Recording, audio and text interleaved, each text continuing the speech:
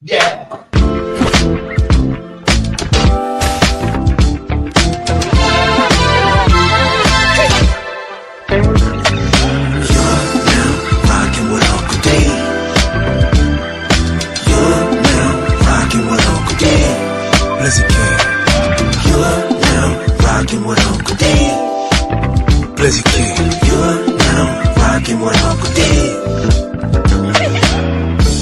Hit subscribe.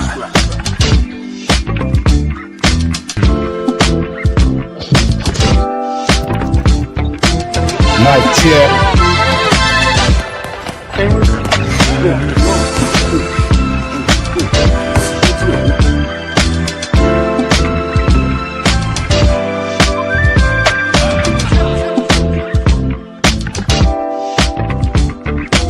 Subscribe to my guy, Uncle D.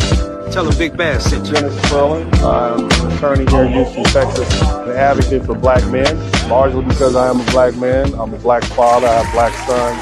Hey, man, I do what I do.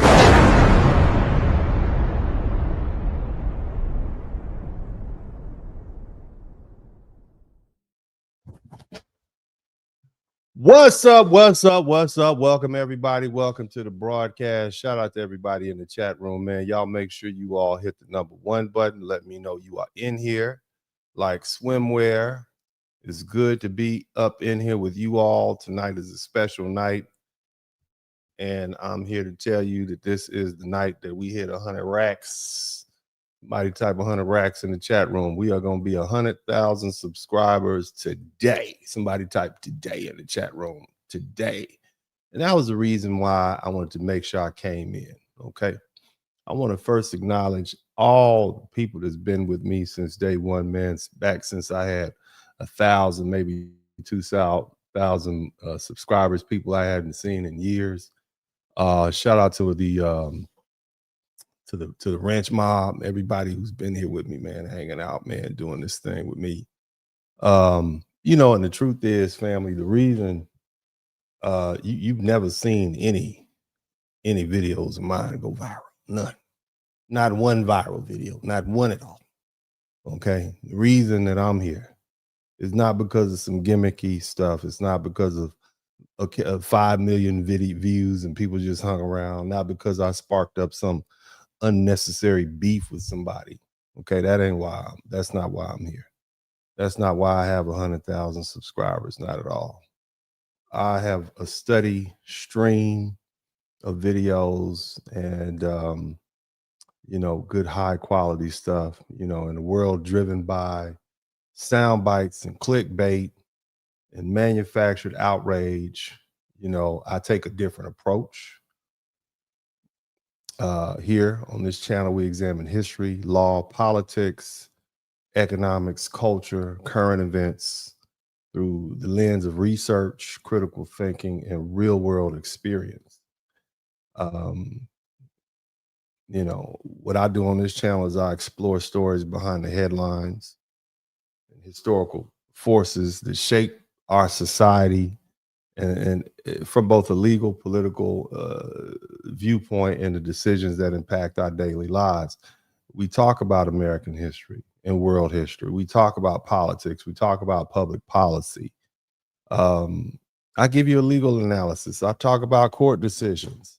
I try to break it down for everybody to understand. I talk about economics, wealth building, Black American history and culture. I don't think anybody's given a cultural breakdown the way I have. But, you know, we also talk about leadership. We talk about legacy. We talk about family. And, of course, I give my social, cultural commentaries. Nothing manufactured. There's no manufactured controversy here. I don't go on people's broadcasts picking fights just so you all can follow me back to my channel. I don't do that. I do research. Okay. It's knowledge, it's truth. I read, I research, I spend time with my family. I go to work, I do my job, and then I come back and tell you guys what I've learned. See, that's the difference between this, me and everybody else. So as we run up on this 100,000, somebody type 100 racks in the chat room. All my people type 100,000 in the chat room. Everybody in the chat room who's been here type 100,000. Okay, because that's where we at. All we need, I mean, we are literally just under 100 subscribers, and we're gonna get that. That's not a problem, but it's a big deal. You know, it's a really big deal. It puts me in the top 1% of the subscriber counts. We're literally 140 people away from 100,000. So that's amazing. Shout out to me. Shout out to me. But anyway, I just want to take the time to give a big shout out to all my guys, man, who've been here for so long, man. It's a big deal, man. It's a really, really big deal. But nevertheless, as I always say at this time, welcome to the broadcast. My name is Dennis Spurling, and we are going to continue with our content. I promise you all this is going to be some hard-hitting stuff. And the name of this broadcast is Democrats, you've got a problem. You've got a problem. Okay. Black people like some of the things Trump is doing. Okay. Now here's the thing. I know y'all don't, I know that's not something that you won't spread around. I'm a lifelong Democrat. Okay. Lifelong. The only Republican president that I voted for is Donald Trump. That's it. That's the only one. Okay. That says a lot. I voted for all of them. Barack, Clinton, all of them. He's the only one. Okay. Why? Because when I looked at the southern border, I'm like, how many more of these people y'all gonna let up here? Y'all just gonna keep letting these people up here like that? Is Biden, are you awake? Do you see these people coming up here on the side? Do y'all remember that? Do you remember they had them people with dresses on, reading bedtime stories to your children that was fighting about it? Do you remember that? Yeah, I was like, I'm not cool on all that. And again, I'm not the only one. That's what you all need to understand. So again, Democrats, you have a problem.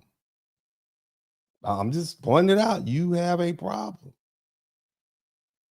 And it's bigger than Donald Trump. Because see, for decades, Democrats have treated Black America like it was some kind of guaranteed voting block. Like we're on one big political plantation where every election cycle they could just show up, okay, scare us, shame us, guilt us, call us. Everybody else is racist, and then come and collect our votes, and then disappear into the next election. But now something's happened that they don't know how to control. Black Americans don't like everything Trump says. We do not. Some of us don't like him at all. Some of us don't like his personality. And we will never defend every single thing that the man does. But they actually like some of what Trump represents and some of what he does. And that right there terrifies the Democrat Party. And see, there's a deep separation taking place inside of Black America. Okay?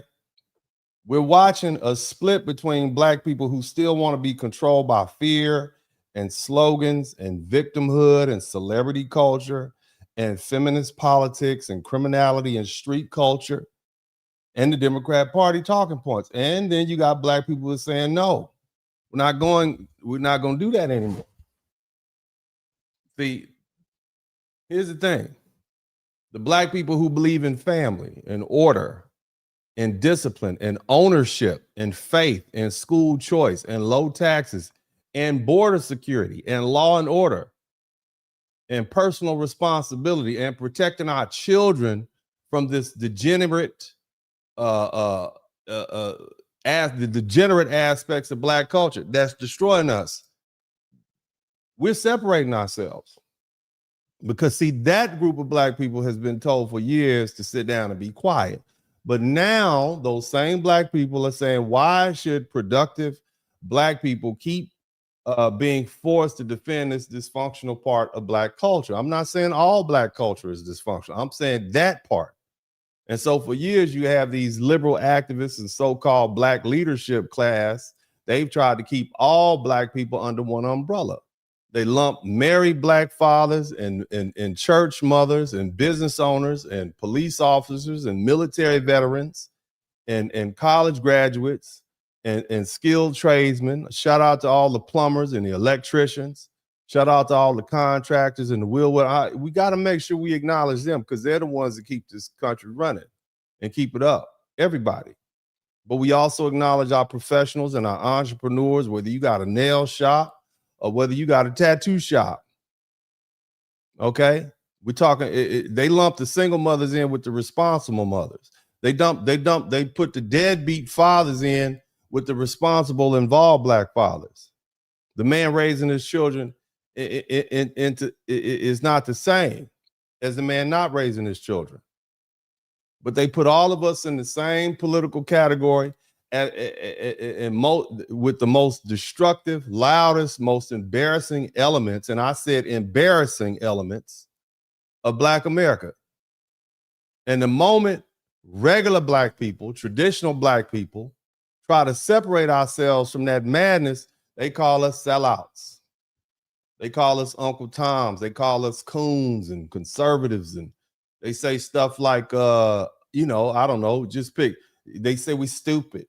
We don't know what we're talking about, right? And see, that's not an argument. That's a control mechanism. That's pimping. Somebody type pimping in the chat room. That's what that is. They call you names so they can try to control you. It's the way they shame independent, thoughtful Black people into these political traps. And now Black people are starting to realize that skin color doesn't require political submission. Race doesn't require cultural agreement. Being Black doesn't mean you got to support every liberal agenda, every feminist talking point, especially white feminist talking point, every open border policy, every soft on crime excuse, every anti-Black family movement, or every politician who shows up with a church fan, a fake black scent, a fried catfish sandwich, along with some collard greens they done cooked in the goddamn tub, lying, promising, making promises they're never gonna keep. And that said, Black people, look, they don't like Trump. I'm not saying that. But we do like his strength.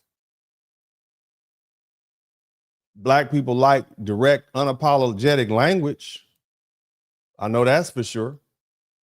Black people like cheap gas and low taxes. I bet that's for sure. And Black people like the fact that the southern border got locked down real quick once Trump got reelected. Tell me I'm lying. Where's the lie? Did y'all keep these people in Chicago? Where's Chicago at? Did y'all keep wanting them people to send them folks up here in those buses coming up to, were y'all happy that they locked that down? Tell me, where's the lie? I'm trying to figure out where's the lie. You telling me you weren't happy that he locked that down? I think they were. And let me tell you something else Black Americans like. We like the idea that America should be taking care of Americans first, even if that means packing up these immigrants and sending them home. Where do y'all have a problem with that? I'm only talking to Black people. Do you have a problem with that? Foundational Black Americans, do you have a problem with that? Most of them will say no.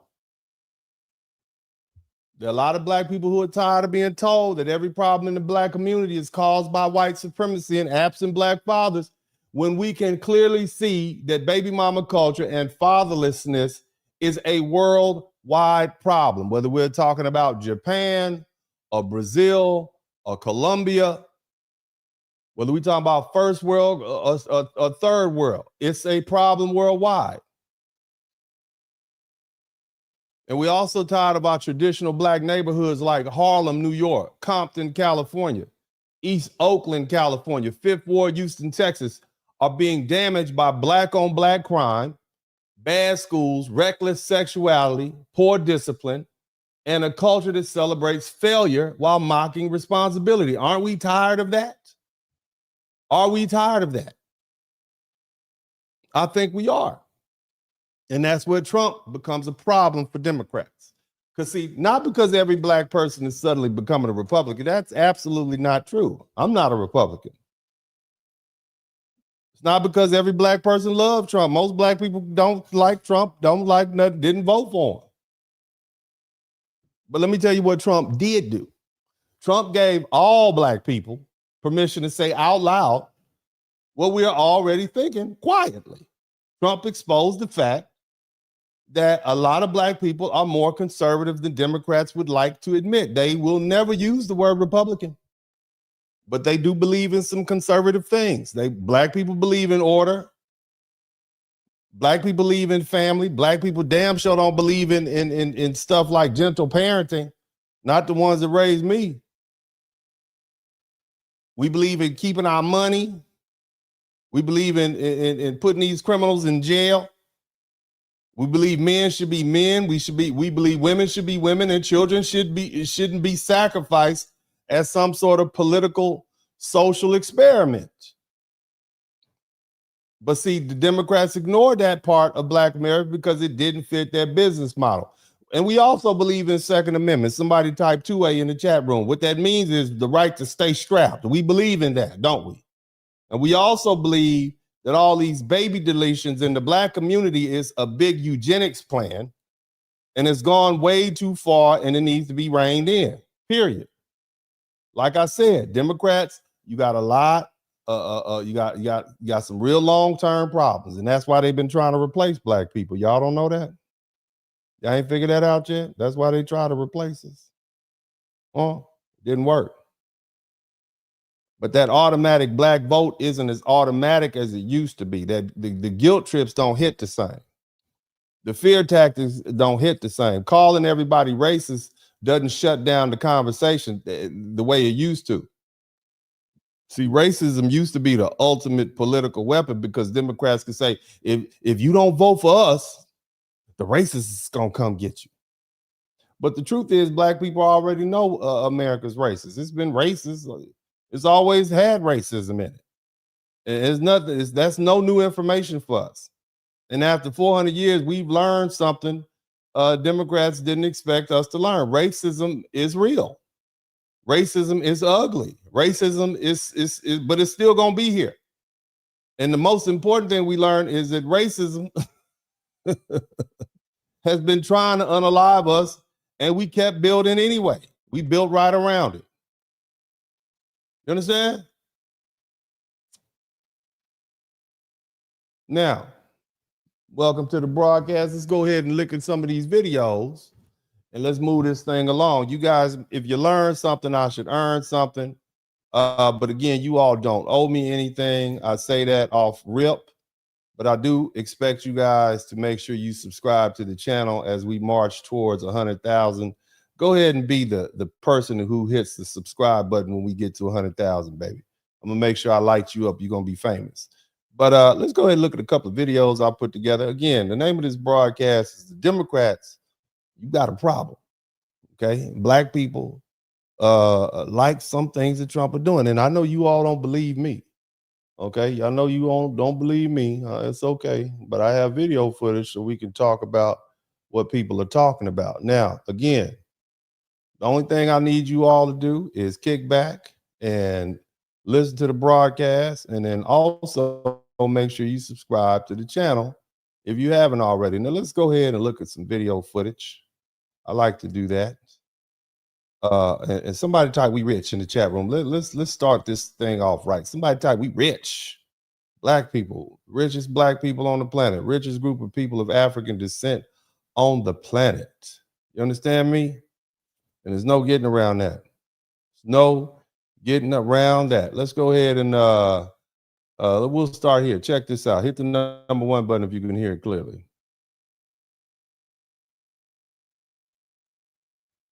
In Hill Park in DC for almost 2 years now, and the water's never been in the pond there. This has never happened before. I was always too afraid to come here because the homeless people are all gone. It seriously looks like Paris. I mean, I've never seen this many people out here. I mean, look, everyone's enjoying it. Everybody. A year ago, Trump said he was going to clean out DC, and he did. It is clean, it's calm, it's quiet, except for the Chipotle down in Navy Yard, apparently this weekend, but I wasn't there for that. The homeless are out. The birds are chirping. The water is in. The ponds. The fountains are working. Thank you, Mr. This is. Now, what this young lady is talking about, she's referring to the fact that when Trump got reelected, he came through DC with the National Guard and military and everybody else, and they got rid of all the homeless people. They removed the homeless people.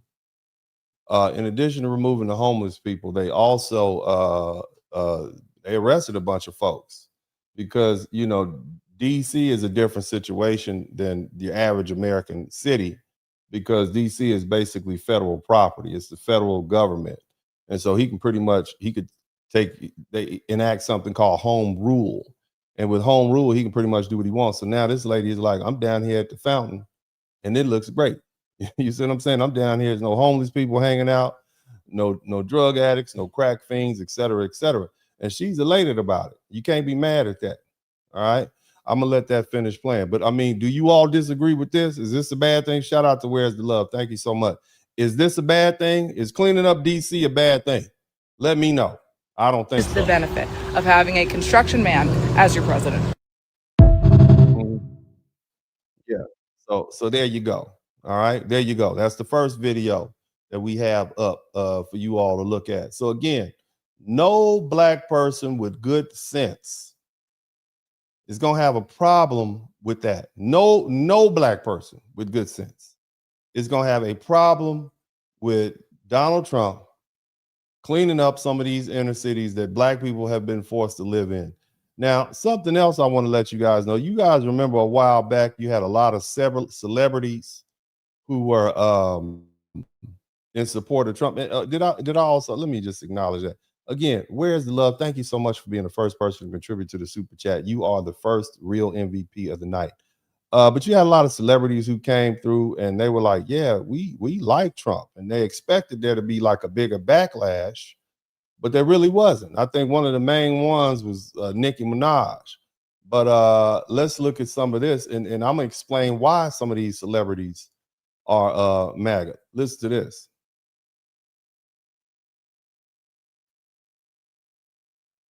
Feelings was hurt this past weekend when y'all came to the realization that a lot, in fact, most black celebrities are MAGA, and they're MAGA and they're also anti-black. Let's dig into the MAGA part first. Most people, and this is something that we've all been having conversations about, but now, again, I'm gonna cut her off a little bit. Do you all really believe that most of our black celebrities are anti-black? Or is this just some rhetoric from the left side of the aisle? Do you all believe? Not all, okay? Not all, but most. This is what she's saying. Most of our celebrities, we just supposed to take that at face value, that most of the black celebrities are anti-black. Nobody believe that, but that's what they have to say, okay? They have to tell you they're anti-black because anti-black goes right along with, oh, they're racist. You telling us black people are racist too? Is that what you anti-black? What do you mean? I guess we have to ask ourselves, what do you mean by black? If by black you are making being black synonymous with degeneracy, ghetto culture, ratchet culture. Yeah, most rich people who live in gated communities and put their children in safe schools and came up out the ghetto do not want to be they are anti-debauchery. I would say that. Okay, and that's why they work so hard to roll up out of there. Okay, that's what it is. That's why they got up out of there. Matter of fact, most intelligent black people who work hard, they got some cousins and relatives that are ghetto and ratchet that they don't want to be around. Does that mean they anti their own family, or they just anti that behavior? Let's be honest with each other. Okay, let's have an honest conversation. That's what we need to do. We need to speak honestly with each other. All you rich black people out there with your degrees and your money, are you gonna go back to the hood that you were raised in and park your BMW in the front of the house you used to live in and just hang out, all night? Are you gonna bring your kids to the school that you went to school at? What about your crackhead cousin? Are you gonna take them around your crackhead cousin? Sometimes you find out that crackhead cousin is there. You're not gonna even come to the family event, will you? Does that make you anti-black or anti-degenerate behavior? Irrespective of what it is. I ain't hanging out in trailer parks either. It's not because I'm anti-white. It's just because I'm anti-poverty. I don't want to be around that. But anyway, we gotta listen. So y'all hit. Let's keep listening. Let's keep paying attention. Yeah.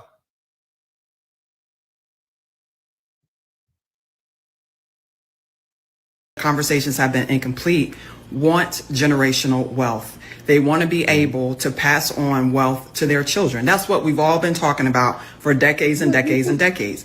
That is an incomplete conversation because generational wealth is based on exploiting an exploitative tax code. And what happens is these celebrities, they get an accountant, and the accountant says to them, if you vote for Kamala, this is how much you're going to pay in taxes. If you vote for Felon 47, this is how much you're going to pay in taxes, right? And that difference is telling you everything you need to know about who that person is. And you all need to. So I want y'all to understand something. What this woman seemingly just said was that not wanting to pay taxes is anti-black. That's what she said. I'm gonna let her finish playing. I'm gonna let her keep telling y'all what she's. I want y'all to hear this for yourself, okay? But that's basically so. Now, anything associated. Did you hear what she said when she said generational wealth is anti-black? That's what I'm getting from that. Generational wealth is now anti-black. I want you all to think about that. Generational, where'd you get that from? And you guys who were with me a couple of weeks ago, I spoke about this invasion of socialist ideas into the black intelligentsia. And there's a book called The Miseducation of the Negro, which actually talks about those people. And this is why we have such an issue with black intellectuals. I'm gonna let her finish speaking, and I'm gonna let it go right through, and then I'm gonna come down and break this down. So many feelings was hurt this past weekend when y'all came to the realization that a lot, in fact, most black celebrities are MAGA, and they're MAGA and they're also anti-black. Let's dig into the MAGA part first. Most people, and this is something that we've all been having conversations about, but the conversations have been incomplete, want generational wealth. They want to be able to pass on wealth to their children. That's what we've all been talking about for decades and decades and decades. That is an incomplete conversation because generational wealth is based on exploiting an exploitative tax code. And what happens is these celebrities, they get an accountant, and the accountant says to them, if you vote for Kamala, this is how much you're going to pay in taxes. If you vote for Felon 47, this is how much you're going to pay in taxes, right? And that difference is telling you everything you need to know about who that person is. And you all need to accept that a lot of black people, a lot of women, a lot of black immigrants, a lot of Latinos, a lot of them are Republican because they want that margin. They want that money in that margin, and they don't care. They don't care about what happens to anybody that is not in their immediate family. And I know it's hard to accept, but racism is not a deal breaker for most people. Most people will say, if this person is racist, but they can get me money, then I want my money. And most people will say, well, if girls are getting raped in detention centers, but I got my money, I don't know none of them girls, that's not my issue. That don't have nothing to do with me. They can rationalize any level of cruelty and harm that comes to someone else because it is not affecting them personally, but their money is affecting them and their children. And in this culture, in this country, all we are taught to care about is ourselves. And so 300,000 black women losing their jobs does not matter to Chili or Salt and Pepper or none of these people. Nobody in their circle lost their job. People that me and you know lost their jobs. So they don't care. We need to accept that capitalism is rooted in exploitation and anti-blackness. And capitalists, whether they are white or black, care about money. They don't care about community. They don't care about children. They don't care about black people or brown people. And they don't care about you. I saw someone on Twitter say we need a black MAGA list, so fuck it, challenge accepted. I'm about to show y'all celebrities who either vocally supported Trump, performed at an event of his, or follow a bunch of MAGA people, and I think they're MAGA. Starting off with Lil Wayne, because I feel... Slow this down a little bit. Okay, let me slow that down a little. Let me slow that down a little bit. So do we really believe any of that? I mean, basically, she went on a 2-minute rant about how being entrepreneurs, wanting low taxes, not wanting to give your money back to the government is somehow anti-black. When did this happen? Whose idea was that? That's I want to know. Who thought that up? Who thought that was a good idea? So I work all day and I work hard and I start my own business. And you know, I'm taking care of my family. And now I'm all of a sudden anti-black because I don't want to help folk that didn't help me get what I have, take care of themselves through my tax dollars. That makes me anti-black. Most of this money doesn't go to black people anyway. I just want y'all to think about that. Just pontificate on that, if you will. Just let that marinate. All right. Now let's go through. I'm gonna let the chick come back, who is going to do the second half of this hot mess. And you ask yourself if any of this really makes sense to you. Okay, or does it sound like somebody has an agenda? You do what is in the interest of you and your family and what's in your best interest. I'm not asking you to do anything else. We are not a collective vote. Your vote should be in your interest. Now let's listen to this little lady tell us about complaining about all these black celebrities. Now, if all these black celebrities support Donald Trump, okay, what does that say? Are all of them wrong? I don't know. You tell me. Are all of them wrong? All of you all who might not like Donald Trump or not like the Republicans at all, but you support some of the policies. Shout out to Fuquan, my man. Always good to see you. Let's listen to what else she has to say. I saw someone on Twitter say we need a black MAGA list, so fuck it, challenge accepted. I'm about to show y'all celebrities who either vocally supported Trump, performed at an event of his, or follow a bunch of MAGA people. And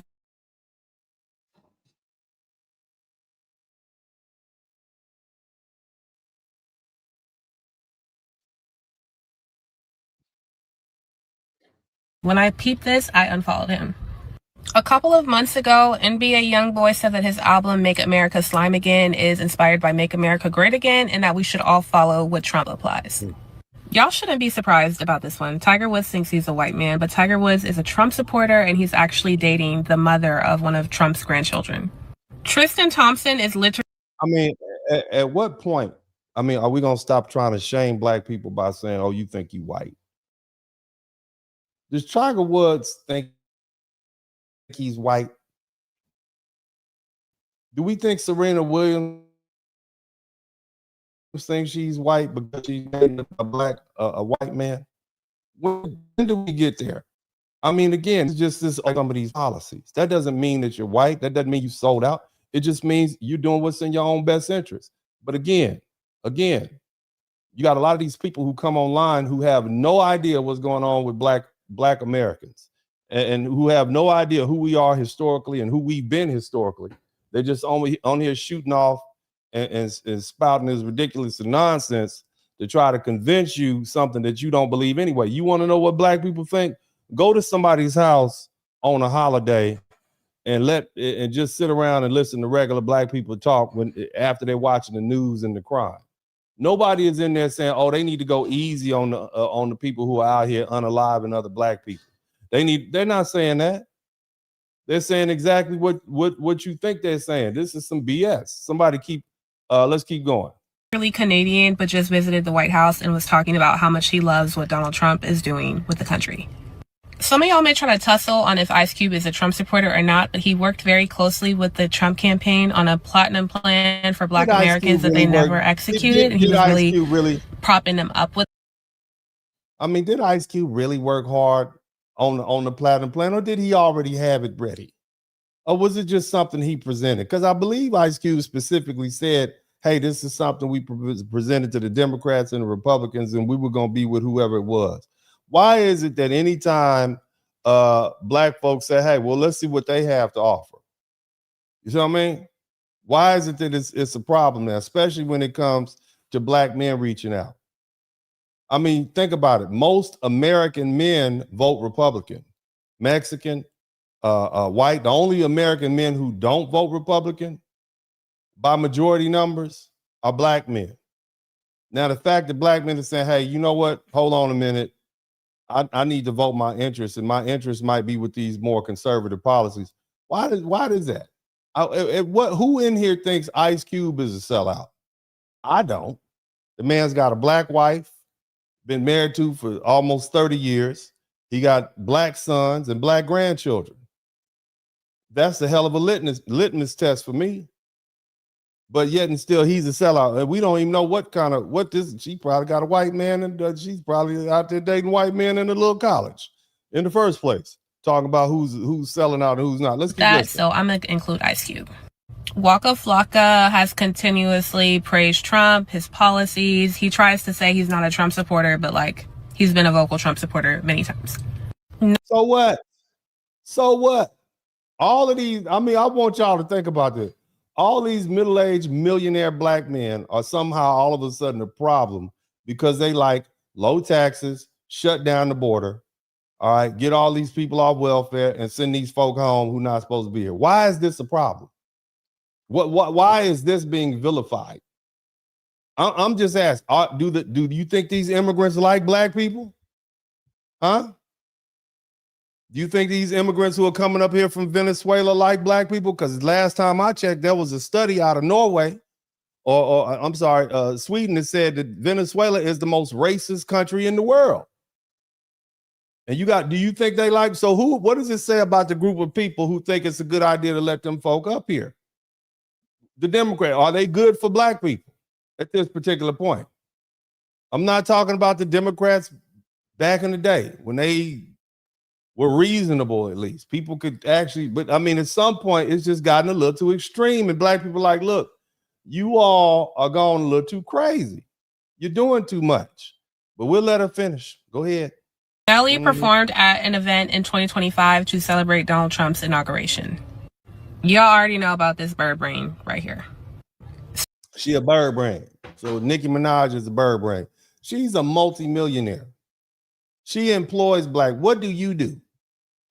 Okay. And now you talk about Snoop Dogg. Now Snoop Dogg. Everybody's a sellout. And you got a whole white boyfriend somewhere that we don't know about, but everybody's a sellout except you. Okay. Snoop Dogg, another one who doesn't get enough smoke, he performed at Trump's crypto ball. Mm-hmm. Another bird brain. You can look at her and tell she's a Trump supporter. Y'all probably saw the interview from the other day of Nick Cannon talking about how he likes some of Trump's policies. What's wrong with that? I'm just saying, Mike Tyson. Now you're gonna talk about Mike. She let it look. Here's what I want you to understand. Mike Tyson said Trump was one of the only people who stood by him when he got that grape charge. And so they're friends. So that makes him a bird brain too for standing by somebody who stood by him. You just throwing everybody in the same bucket, aren't you? Mike Tyson, big Trump supporter. Look it up. The newest MAGA bird on the block. She tried. Everybody's a MAGA bird. Yeah. So many feelings was hurt this past weekend when So again, this is how they're trying to cast black people who say, you know what, I'm not really with all these Democrat policies that you got going on.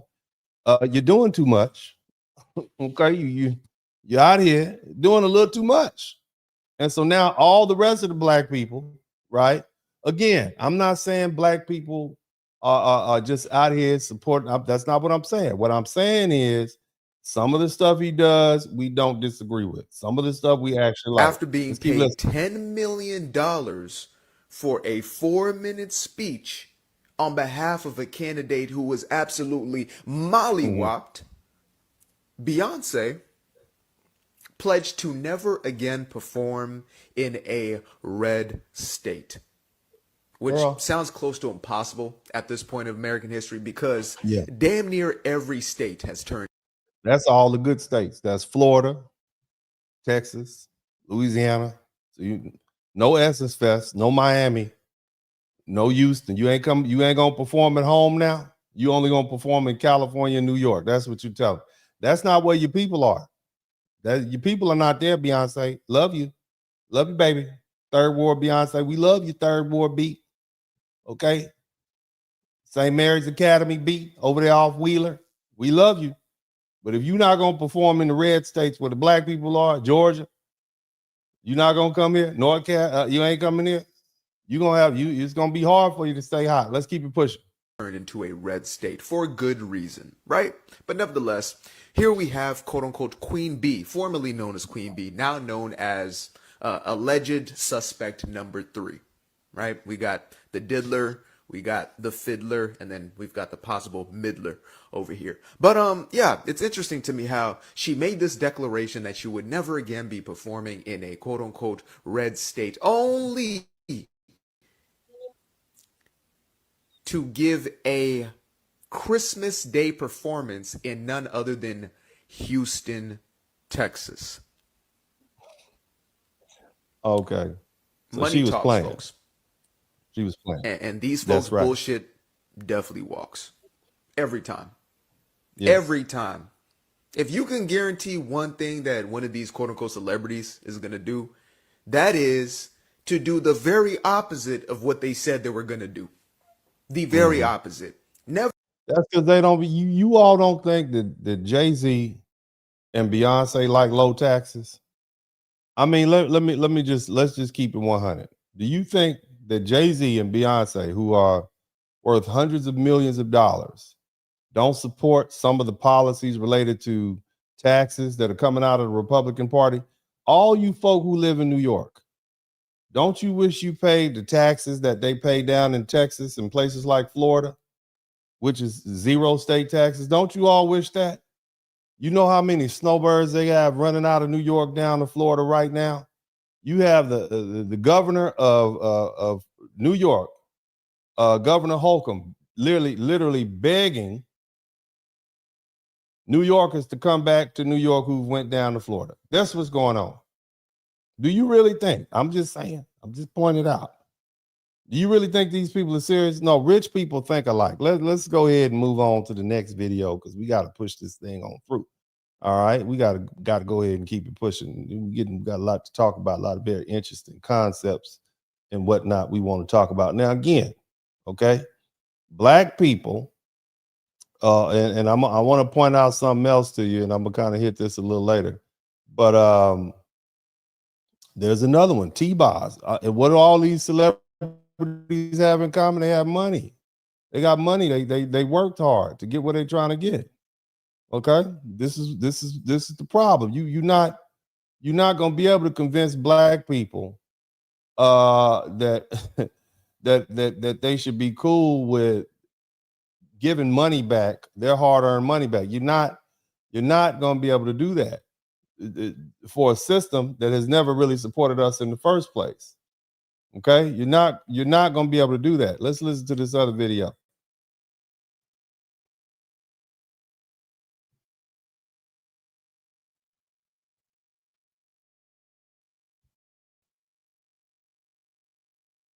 Inauguration, and he was so pressed that recently their planes were next to each other, and he posted this billionaire's royal photo.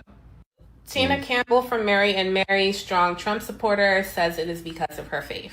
Kodak Black, another Trump supporter, pretty sure he supported him because he was pardoned. In 2024, Swaley encouraged people to vote for Donald Trump and not Kamala Harris. CTE, Antonio Brown. A lot of people didn't want to vote for Kamala Harris. She's not even black. What's wrong with you? Strongly supported Donald Trump in the 2024 election. Ray J, another Donald Trump supporter, took this picture of Amber Rose celebrating after the election in 2024. Kanye, y'all already know, Donald Trump is his man. Detroit rappers Peasy and Icewear Vazo posted up with Donald Trump in 2024. Saquon really pissed. I will always remember this happening, but Saquon was pressed to be posted up with Donald Trump, went golfing with him, went to the Eagles' White House visit, all of that, certified coon. Teddy Riley is... Now again, what all these celebrities have, and now she's about to talk about Teddy Riley, what all these celebrities have in common, the ones you see, is they all have money. Somebody type money in the chat room. Okay, they all have money, they have something to lose. That's what you see in common here. Okay. They are all clearly capitalists. Okay, they are entrepreneurs. They banked on their own talent.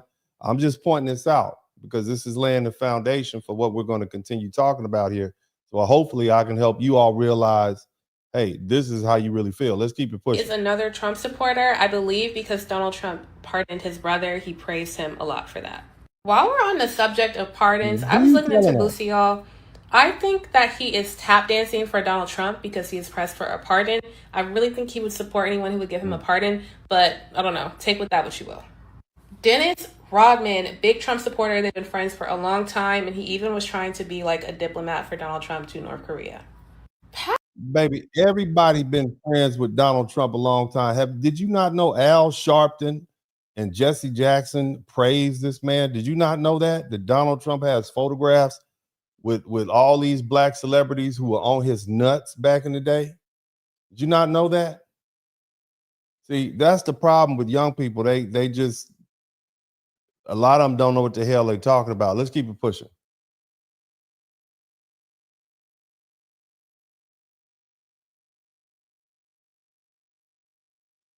Patrick Mahomes, no one should be surprised by this. Another one who thinks he's white. His wife is a huge Trump. He don't think he white, baby. He knows who he is. Why is everybody? See, here's the other thing. Everybody who votes, so you got to be white to vote to want low taxes.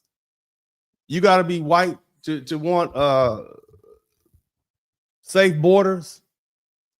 I mean, what kind of stupidity is that? Shout out to my man Few Quiet. Only white people want safe neighborhoods. Where this degenerate? Who gave poor people the mic? Who gave all these poor black people who have these warped sensibilities and moral value? Who gave them the opportunity to speak for all the hardworking black people? Where is your grandmama at? That's what I want to know. What would she say about this?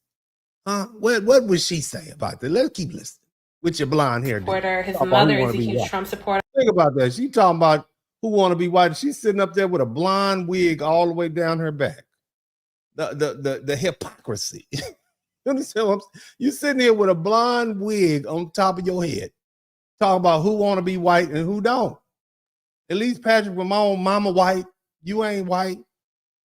You not. And you talking about who want to be with. Think about that. Think about that. I don't think he's come out publicly about it, but all of his family has, and you can connect the dots. Stacey Dash, pretty sure y'all know about this one already. She endorsed him in 2016 and then tried to kind of walk it back in 2021 after the January 6th insurrection. A lot of y'all were commenting about Shaq. I don't know if he actually voted for him. They ran into each other at a UFC fight last year and they were very friendly.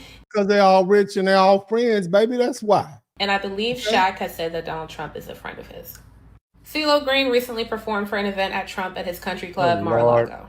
A lot of y'all were commenting about Sexy Red. She's confusing because first she was like she's supporting Trump. Then she said she voted for Kamala Harris. And then after Trump was elected, she performed at a wedding for one of his Trump advisors. And it was very cringe. So I don't know. According to who? According to you? Were you invited? Did they invite you there? How did you know it was cringe if you didn't come? Shout out to Fitzgerald. Why are you talking about all you and your playlist is gonna be trash. Your playlist, you might as well listen to country music, baby. You didn't all the hot Nelly, Snoop Dogg, Kanye, CeeLo Green, Albie. You can't listen to none of them. You can't go to the movies. You can't listen to anything on the radio. What is your YouTube playlist or your SoundCloud look like? Nothing. You just got Garth Brooks. You can't listen to Garth Brooks. You're going to be listening to the indie music out of Seattle somewhere. That's all you got. That's all you got, baby. Can't listen to nothing else. That's it. Let's keep listening to it, though. Go ahead. She mad. Take with that what you will. But she's another one I think will do and support anyone for a check. Anyone for a check. That's how you just talking bad. Look, like I say all the time, the only advice I give folks is vote your interest. The only thing I'm going to tell you to do is vote your interest. Anybody in the chat room who tells you that Dennis Spurling told you to vote, I did not. I told you to vote your interest. Shout out to Curly Locks. If you on welfare, you live in the hood, you need to vote Democrat. Okay? If you have a nail shop, okay? If you have a plumbing service, if you are an entrepreneur, you probably need to vote for somebody who's going to make sure these taxes stay low. If you have your own business, okay? Matter of fact, if you're a school teacher, If you unions, you might need to vote Democrat. Okay? Vote your interest. That's all I'm telling people to do. I'm not here to tell you what to do, but let's keep on pushing. Let's keep listening to these folk. Let's hear what they saying. Y'all make sure y'all subscribe to the channel. Take a listen to this. Shout out to my foundation of Black Americans. I want y'all to listen to this also, because this is they've tried to say that FBA are MAGA. Somebody type, they say FBA, Foundation of Black Americans, are Black MAGA. You know who's saying that. It's a bunch of immigrants that don't like the fact that Black people are saying, hey, we need y'all to go home. Y'all over here tripping. Y'all don't like us anyway. So go ahead, head on back. Somebody call ICE. I need somebody to put that ICE phone number in the chat room. So now you got a lot of Black immigrants who are saying that Black Americans, Foundation of Black Americans, are Black MAGA because we support some of these policies that, and not all, okay, but because we support some of these policies under Trump, we are now, we're the bad guys. But listen to the young brother. I like him. Listen to what he has to say. Because instead of continuously repeating a delusional lie, we chose to tell the truth, which is that unfortunately anti-Blackness is a global issue that in some places is much worse than others. Therefore, the assumption that many Black folks have that everyone who migrates here and happens to be anti-Black were automatically made that way by white America is a bit ridiculous. And many times, if you tell that objective truth, people will say that you're trying to cause division, as if the concern for the possibility of our communities being flooded with people who hate our guts is somehow anti-Black behavior, which... So you got a lot of Democrats who are planning on replacing the Black vote with a lot of immigrants because we weren't acting right. Somebody type tangibles in the chat room. The minute we stop working for free, the minute we start demanding something in exchange for our vote, then they wanted to flood the southern border and with immigrants. So let me tell you what's going to happen. In 2028, if you vote for another Democrat, they're going to open that southern border right back up. You hear me? They're going to open that southern border right back up. And it's going to be another 4 years of immigrants coming from every damn where. Okay, they're going to remove the stay in Mexico policy that Trump has. They're going to open the southern border, and your communities, your Black communities, are going to get flooded with illegal immigrants again. That's what they're going to do. I'm just saying, let's keep that in mind. They're going to go back to the, men in dresses philosophy, and they're going to be all the stuff that, where, we ban folk from, participating in women's sports. This is what the Democrats are going to bring. I'm just saying, vote your interest. If that's in your interest to have that, go right on ahead and do it. I'm just saying, this is what's happening. Okay. So they're trying to convince you, Trump is evil, mad, whatever you think. I don't care. But what's going to happen is they're going to open that southern border up again, and they're going to flood your town. And I can absolutely promise you that the Texas governor is going to keep those buses running. We're going to send some more to Chicago. We're going to send plenty to D.C. We're going to send some more to New York. They're not going to stay here. They ain't staying here in Texas. We're going to send them out. Okay, so y'all going to get some more illegal immigrants. As soon as they come across our border, we're going to send them to the rest of you all. All right, so this is what you're going to get in 2028 if you vote for another Democrat for president. What's his name? Gavin Newsom? That guy, he's going to open that border up. He's going to run America just like he ran California. Y'all keep that in mind. I just want you to keep that in mind. Just so you know, this is what's going to happen. It's not going to change. Anybody with some good sense is going to say, hold on, let me determine what's in my interest and not allow somebody just to punk me into voting for somebody because they say, if you don't vote for me, you're not Black. Okay, let's keep listening. Which makes absolutely no sense. Personally, I've never encouraged my people to reject everyone. I just think that with it being clear that not everyone or even the majority of some groups are on the same page as we are or feel as if we're fighting the same fight, because that's what we love to say, that maybe at some point we can collectively stop acting as if we're oblivious to that fact. We're not a bit oblivious. Shout out to that. I'm going to try to get that young brother on my broadcast because I like him. He has a really good, informative Instagram page, and he says a lot of cool stuff. So I'm going to try to get some of these folk up here to give them some give them an avenue to come over here to YouTube. Look, we need not 130 people to subscribe to the channel. I need 130 people to subscribe to the channel so that we can be at 100,000. We have plenty of people in this channel. About a third of you all haven't subscribed. I know it to be true because I look at my YouTube utility section. I need 130 y'all to go ahead. I know you don't like me. It's okay. There's a lot of things you don't like. You don't like Brussels sprouts, but it's good for you. Right? A lot of things you don't like. But that's okay. Because today we're going to have a grown-up conversation. And the grown-up conversation is you need me more than I need you. You need me because I'm going to tell you the ugly truth that you don't want to hear. Okay? That's what I'm going to do. I'm going to tell you the ugly truth that you don't want to hear. Okay? And there's always going to be people like me. I'm the dude in the classroom that told you that your breath stink. It smells like a hot sack of garbage in a warm summer day. That's what I'm going to tell you. Okay?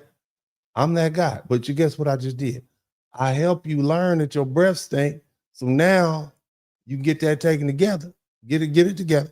And when you meet your husband gonna say, wow, your breath smells so fresh and minty. Okay, so I helped you out. You don't have to like me.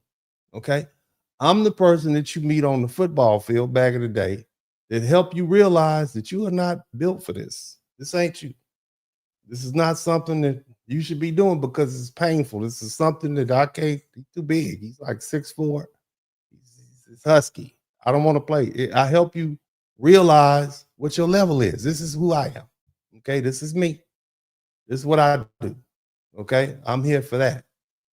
At the same time, I'm the one telling you, hey, look, these Democrats, some of the stuff that they're trying to get you to do might not be in your interest. I'm not telling you what's in your interest. I'm going to tell you vote your interest. Okay? I'm going to tell you vote your interest. That's it. But some of the stuff, it's not in your interest, and you should think about that. But anyway, you guys make sure you continue to swallow all my hate watchers. Somebody type hate watchers in the chat room. Okay, somebody type hate watchers in the chat room. Some of you all. Don't be angry. Don't be angry with me. I'm here to speak the truth to you. Now let's get on back to the broadcast. Let's get back to dissecting these videos. Now, let's listen to old hot boy Donald Trump, man of the hour. This is what he got to say. You know, they've said this about a lot of things. No other president could do some of this shit I'm doing. No other president. Let's be honest with you. It's kind of refreshing. You know, sit up there and talk like regular people. Let's listen to him again. Let's listen to this. This is your president. Oh, I don't want to brag, but you know, they've said this about a lot of things. No other president could do some of this shit I'm doing. You're right. No other president. You're right. The things I'm doing, nobody else. Yeah. Let me be honest with you all. The shit, and I'm quoting the president, the shit that President Trump is doing for his people is what Black Americans wish that Barack Obama had done for us.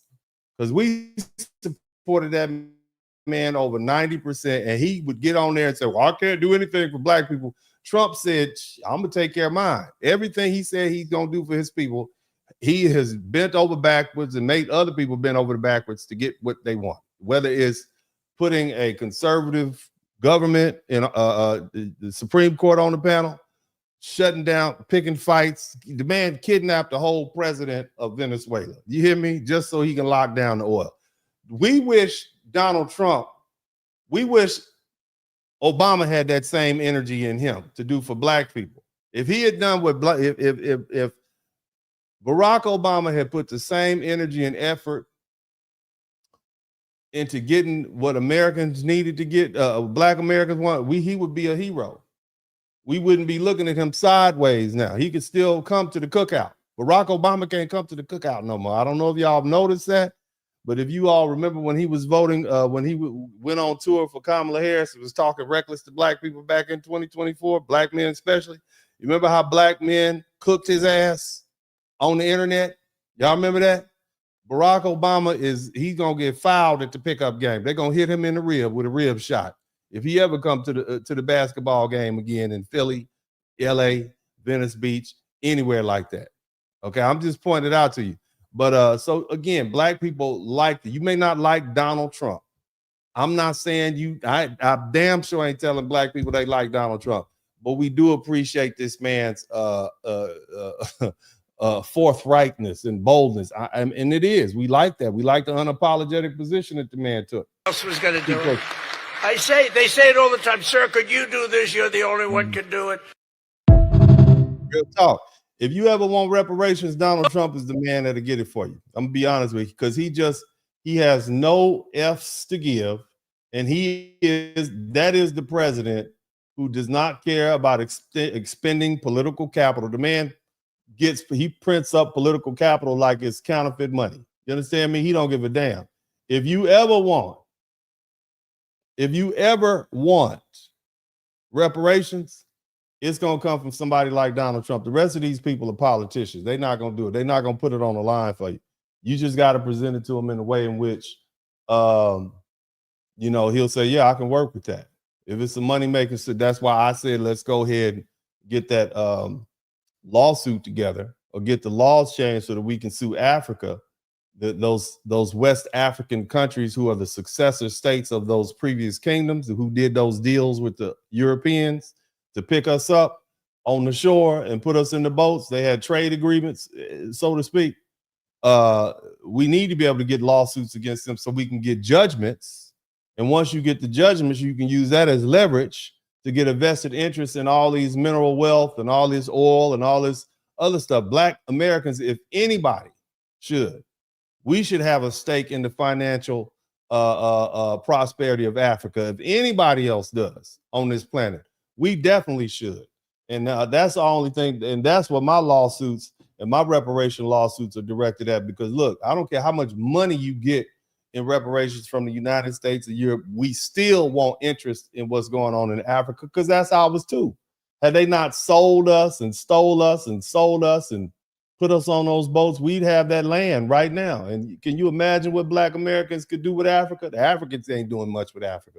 They can't even get along. They don't. But I know a group of people who could. The most entrepreneurial group of Black people on the planet is us. Somebody type us in the chat room. Somebody type FBA in the chat room. But anyway, let's go ahead and keep on pushing forward with these videos. You guys make sure you subscribe to the channel if you hadn't already, and hit the #1 button. Make sure you hit the #1 button, family. Hit the #1 button. Boom. We should probably just assume that all Black celebrities are MAGA. You're MAGA until proven otherwise. And when it comes to them being MAGA, it means they care more about money than being Black. And most of them are anti-Black. What do you mean? What do you mean? Where they care more about money than being Black? Is this what we said? They care more about money than being Black. Where did this come from? Where did this line of thinking come from? Let's keep it pushing, man. For being honest. I mean, just look at who they date and marry. And that's completely their problem. You mean Nicki Minaj? Didn't she married a Black dude, and he is not, I mean, he's clearly, okay, he's not white, okay? I mean, I'm just saying, it didn't come up, who do you mean who they married? Because Ketanji Brown, the Supreme Court judge, she's married to a white man. Kamala Harris, she's married to a white man, right? Name one of these Democrats who are not married to a white man or a white woman. Just think about it, right? All these so-called Democrats. So if that's the litmus test, if that's the litmus test, then you got to judge those Democrats too, in my opinion. But we'll let her keep finishing.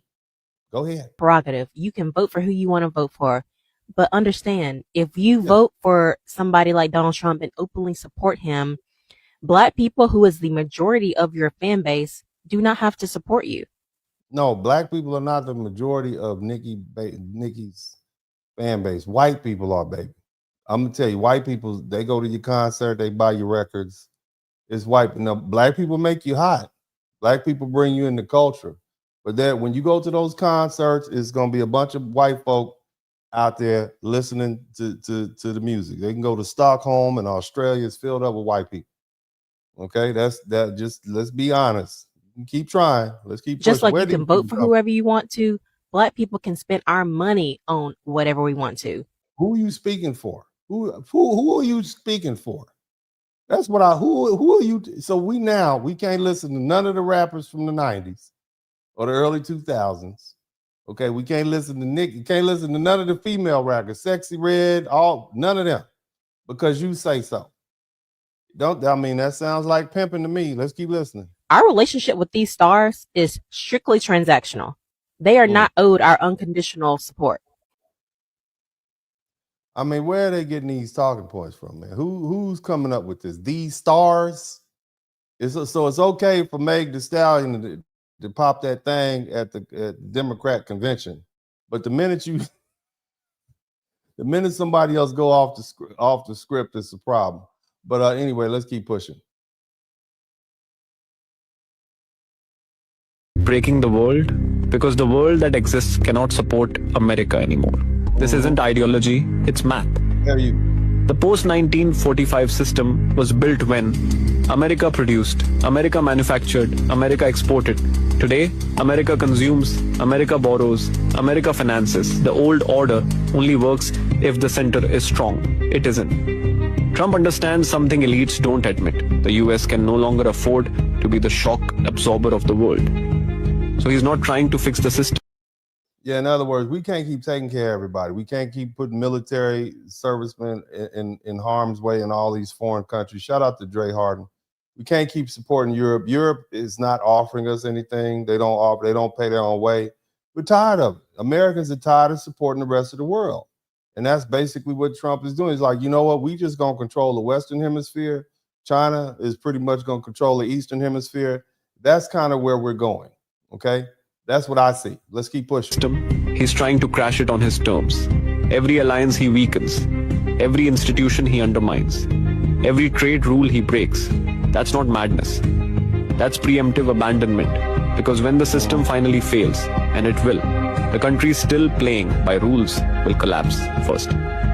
Trump wants America to be unpredictable, unanchored, uncommitted. Why? Because predictable empires get bled slowly. Unpredictable ones get paid quickly. This is why he hates multilateralism. Because multilateral systems force the strong to subsidize the weak. This is why he attacks NATO. Because NATO is an insurance policy America can't afford anymore. NATO is an insurance policy that America can't afford anymore. Basically, we're tired of playing stepdaddy. Dear rest of the world, America is tired of playing stepdaddy. Okay, it's not our job to take care of all y'all. You need to feed your own people. You need to get medicine for your own people. Okay, you need to fight your own wars. That ain't my fault. Y'all don't even invite us to the wedding. We don't even get to walk you down the aisle. All you all do in your foreign countries is sit up and talk bad about Americans till you need some with your needy selves. When the minute Russia start whooping up on one of y'all want to call them, we need some of those stuff. We need some of those Tomahawk missiles. Can America support us with their satellites? No, we busy. We doing stuff over here. Okay? We are resorting our lawn over here. We are making changes and adding amenities to our facilities over here. We don't have time for you. Europe, Africa, Taiwan. We're tired of y'all begging. Somebody type begging in the chat room. We're tired of paying for your security. Okay, we're tired of footing the bill. Okay, we're tired of that. You Europeans and your superiority, you don't even have air conditioning over there. Have you seen the British people? Have you seen their teeth? Y'all need to brush your teeth. Focus on brushing teeth. Get a little fluoride in your water. I know it's supposed to be bad, but you need a little fluoride. Your teeth are brown. We tired of y'all. All that. All you do, when they send to Europe, all they do is come over here and cause trouble. Most of these Europeans, they're just troublemakers. Tired of them. All Europe ever does is go to war with each other, fighting Ukraine, Germany, Russia, France, fighting invade. Leave us alone. The last time we invaded one of our neighbors was Mexico, and that was back during the Alamo. We had a little discrepancy. We had a little issue. Okay, we worked it out. Okay, but I'm saying you all just stay invading each other. Little tiny, little shitty part of the world called Europe, and you stay invading each other. That's your problem. And then when you got tired of invading each other, you started invading other people's countries and won't leave, and now you're mad because those people are re-invading you. Period. We're tired of y'all. Y'all need to go get you a job. That's what somebody type get a job. Europe, you all need jobs. You get them 4 days off. We over here working. Hey, we got Americans living in cars, working full-time jobs, 2, 3, just to pay taxes to help fight Europe's fights. We're tired of you all. You understand that? You don't do enough for us. We don't need multilateralism. What we need you all to do is leave us alone. Ain't nobody gonna paddle their boats over here and mess with us. They won't. Look, we are not worried about anybody invaded us. All we need is a couple of YNs from Florida, anybody in Florida, okay? We get some, especially the Panhandle, get some white boys from the Panhandle, some YNs from around about Orlando, okay? We get 5th Ward, 3rd Ward, okay? We get a couple of chicks from the Bronx. You ain't coming over here, okay? You're not coming over here. We got some, wait till you get to South Carolina and West Virginia. You're not gonna make it out of there. We good. We not worried about what y'all worried about. Shit, yards. But anyway, yeah. So this is what's going on. This is Trump's policy, basically saying, "Hey, we kind of just gonna focus on our national issues. We're not gonna focus on what you offer." And I think that's good for America. Period. Now, this lady right here, very beautiful one. I think she's just gorgeous. Now, I don't agree with all the crazy stuff she talked about, but you all will see her on CNN and listen to what she has to say. She was on, I forget the name of this show. I hope I don't get issue with this. Let me type fair use. I'm going to play some music in the background because I don't want them to, give me a hard time for playing this, but this is on the Breakfast Club. Listen to what she has to say in this moment of clarity. Okay, I want you to listen to what this little lady has to say in this moment of clarity. Okay? All right? Listen to this. When you look at what Trump is doing as president, in a way, he's challenging capitalism.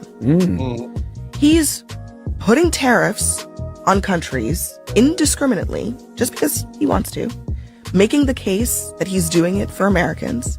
He is taking government stakes in private companies. That's a Bernie Sanders idea, by the way.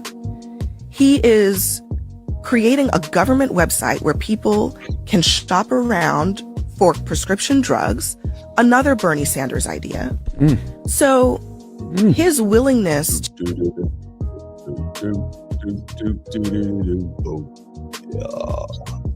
What's up, baby girl? Yeah, what's up? Welcome to the broadcast. It's Uncle D. Yeah, I'm sorry, my bad. I couldn't help myself. Yeah. Late night with Uncle D. Yeah. To just take some of these ideas the Democrats have been talking about and just do them, no matter how controversial they are, has been one of the things that, whether you like him or not, what people will say about Trump is that he does what he says. And I think that Democrats, one of the big problems that they have is that voters don't think they're going to do what they say. That's a fact. We don't. They say all the right things. We don't think the Democrats are going to do what they say they're going to do because they haven't. Again, as I said, you don't have to like Trump. Most of us don't like Trump. Even some of us who voted for Trump don't like Trump, but we do like some of the things that he's doing. And we like the fact that he typically tries to do the things he says he's going to do. And we wish Barack Obama had that same energy for black people that Trump has for his people. Because if Barack Obama had tried half as hard as to get stuff for black people, he wouldn't get treated like he's getting treated now. But let's go ahead and let this pretty lady finish speaking. But they don't think they're going to do what they say. And so whether it's challenging, you can call it challenging capitalism or challenging whatever, voters want to know that you're willing to buck the system for them. And I think Trump does that right now in a way that really like shakes people up and makes people really mad. But that is also why a lot of voters, whether they like him or not, they will describe him as effective. Yeah. That's the truth. I mean, yeah, he might be breaking a couple of laws. Definitely been in a few laws. Definitely up there getting rich. But most black people, most Americans pretty much assume that all politicians are crooks anyway. Let me just keep it one. We assume that all politicians are crooks. And the main thing is, what are we gonna get out of it? What do we get out of you up there? If Barack Obama was doing shady stuff, which I'm sure he was, we don't care as long as Bill Clinton, same thing. We know Joe Biden was out there doing shady stuff. Somebody type Hunter's laptop in the chat room. We know that they were out there doing shady stuff. The question is, are we going to benefit? Okay. But let's keep on pushing. Y'all hit the #1 button and let's keep on listening. Let's check this out.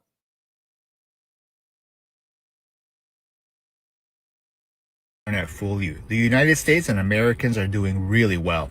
Median household income in the United States, adjusted for inflation, straight up. Checkable deposits and currency, again, straight up. Millennial wealth, straight up.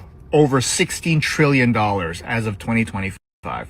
Why? Because millennials bought homes, household equity and real estate, straight up. And because they have much more money, personal consumption of Americans, straight up. Oh, it's because they're borrowing money. No. Household debt to GDP for the United States, straight down. Oh, it's student loans. No, it's not. This is the consumer balance sheet. Almost $200 trillion in assets and less than 21 trillion in loans. So why are we doing all this bitching and complaining? Excuse the language. I'm sorry, I didn't mean to cuss that much. But if you listen to some of these cable podcasts, that was sweeping down that we all broke out here in these streets. But apparently, according to the numbers on the books, we're doing better.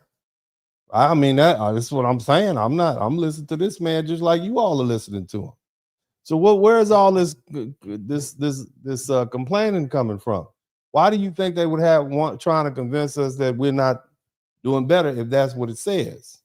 Okay, and I'm not trying to refute what this man says. I'm not supporting. I'm just saying this is what he's saying. If what he's saying is true, we're doing better, but you don't hear that in the news. Student loans? Oh yeah, that's that small light blue bar right there in the middle there. If you can find credit card, I think it's another sliver there. Don't let the internet fool you. America's doing really well. If you also want to do well, well, you're right, because that's why you still got people running up here. If we were doing that bad, they wouldn't be coming up here by the millions every year, would they? Somebody type common sense in the chat room. If we were doing that bad off, they wouldn't be trying to come up here by the millions, would they? So just again, family, just take everything you hear with a grain of salt, especially when you got people who have political family or a really happy family. Just remember this: somewhere back in their lineage, they weren't rich or they weren't happy until one thing happens. The one shows up. The one. Remember earlier, the political pundits said that Black people, if you want generational wealth, that's somehow anti-Black. So if you're that one, if you're the one who lifts your whole family up out the hood, the ghetto, who sets an example, you are somehow anti-Black. This man is telling you this is how it happened. Keep listening. I'm the one in my family, just so you all know. The one in every family. If you see a rich family, eventually there's one person who changes it. You see a happy family, one person changes it. In my freaking family, I'm the one in this family. I'm the one. I took all the late nights, all the hits, all the stress, all the worry. I'm the one who grew. I'm the one who went to the events. I'm the one who read the books. I'm the one who did the meeting after the meeting after the meeting. I'm the one who did all that stuff. I'm the one who worked on myself. I'm the one in my family. And now, you know what? I do have a rich family and I do have a happy family. And if you're listening to this, maybe you were born to be the one. Maybe the whole reason you're here is what you're going to leave behind is a totally different lineage in your family. I'm the one. I'm the one. And come over here for a minute. Come over here. Come over here. I got somebody that wants y'all to meet. I got to say something to you. Come over here. Come on down here. Come down here. I'm the one. Look at him. Look at him. He got his new pair of glasses. Son, look, come over here. This is my hat he got on. I want y'all to know that. My head used to be smaller. And that's my hat. He been wearing my hat every day. Please explain to him why you be wearing my hat every day. I can't fit it. Come on in, sir. What's your name? Dennis. That's my name. So you got my name and my hat. Tell the people why you wearing my hat, sir. Because you gave it to me. Hold on a minute. You have proof that I gave you my hat? How can it be my hat if I gave it to you, sir? It's been in my room for the past 2 years. First of all, sir. You don't have any proof that I gave you my hat, but he be walking around with my hat. And like, you know how when y'all like your stuff look better on somebody else than it look on you, it kind of make you feel a certain kind of way. That's how I feel. Can I touch the hat?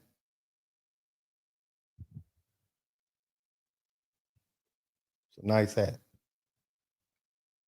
It's a beautiful hat. I remember when I bought this hat. You can have it back. I'm gonna let you go. But every time he be walking around with just my hat. You just be walking around my hat and I'll be jealous. I ain't gonna lie. I'll be jealous. Sir, I know you're a liberal. He's a liberal. He's the liberal of the house. Roman's not, neither is my youngest son, but he's a bit of a liberal. Sir, tell us about these liberal policies that you support. I have not been paying attention to liberal policies. Likely excuse. You support a lot of liberal policies, don't you? Like what? All of them. Tell us the truth. No. Come on in here. Yes, you do. He's a bleeding heart liberal. I don't Yes, like liberals. You don't like, oh my God. The internet is gonna get you. Hey, them girls ain't gonna like you if you're a liberal. You can't be around here telling them that you gotta be like, yeah, oh my God, I believe in this. You can't be telling you don't like liberals? Liberals are fake. Oh my God. What generation are you in? Liberals are still like I'm gonna over explain it. Now you know what he accused me of being. I did not accuse They you accused of being me of being a feminist. I did not say These that. people have accused me of being a feminist. I said I believe women should have equal rights. They should be able to do whatever the hell they want to do. And they was trying to tell me I was a feminist. I'm like, I just believe women should have equal rights. Vote, work, shit. Do any damn work, construction, do whatever the hell you want to do. That's what I told. That don't make me a feminist. Does it? You said that you were egalitarian. Right? Yes. I believe everybody is equal. I want everybody to work. I want them to go to war. I want them to get drafted, pay their bills. That's what I want. You know what I'm saying? That don't make me a feminist. I'm offended by that. You gonna get me put out the YouTube, son? I did not. That's what they said. I'm just saying. I believe that everybody's equal. I don't want to get in a situation where women can't goddamn vote, can't have their own bank accounts and cars and shit. That's too much damn responsibility. She got to live with you now because she can't get her own goddamn house. That's what you want. That's what y'all want. Y'all crazy. You ever shit. Let her, man, boy, please. Y'all, you want these women to be able to take care of themselves. Let me tell you something. You young. I want you to listen to this.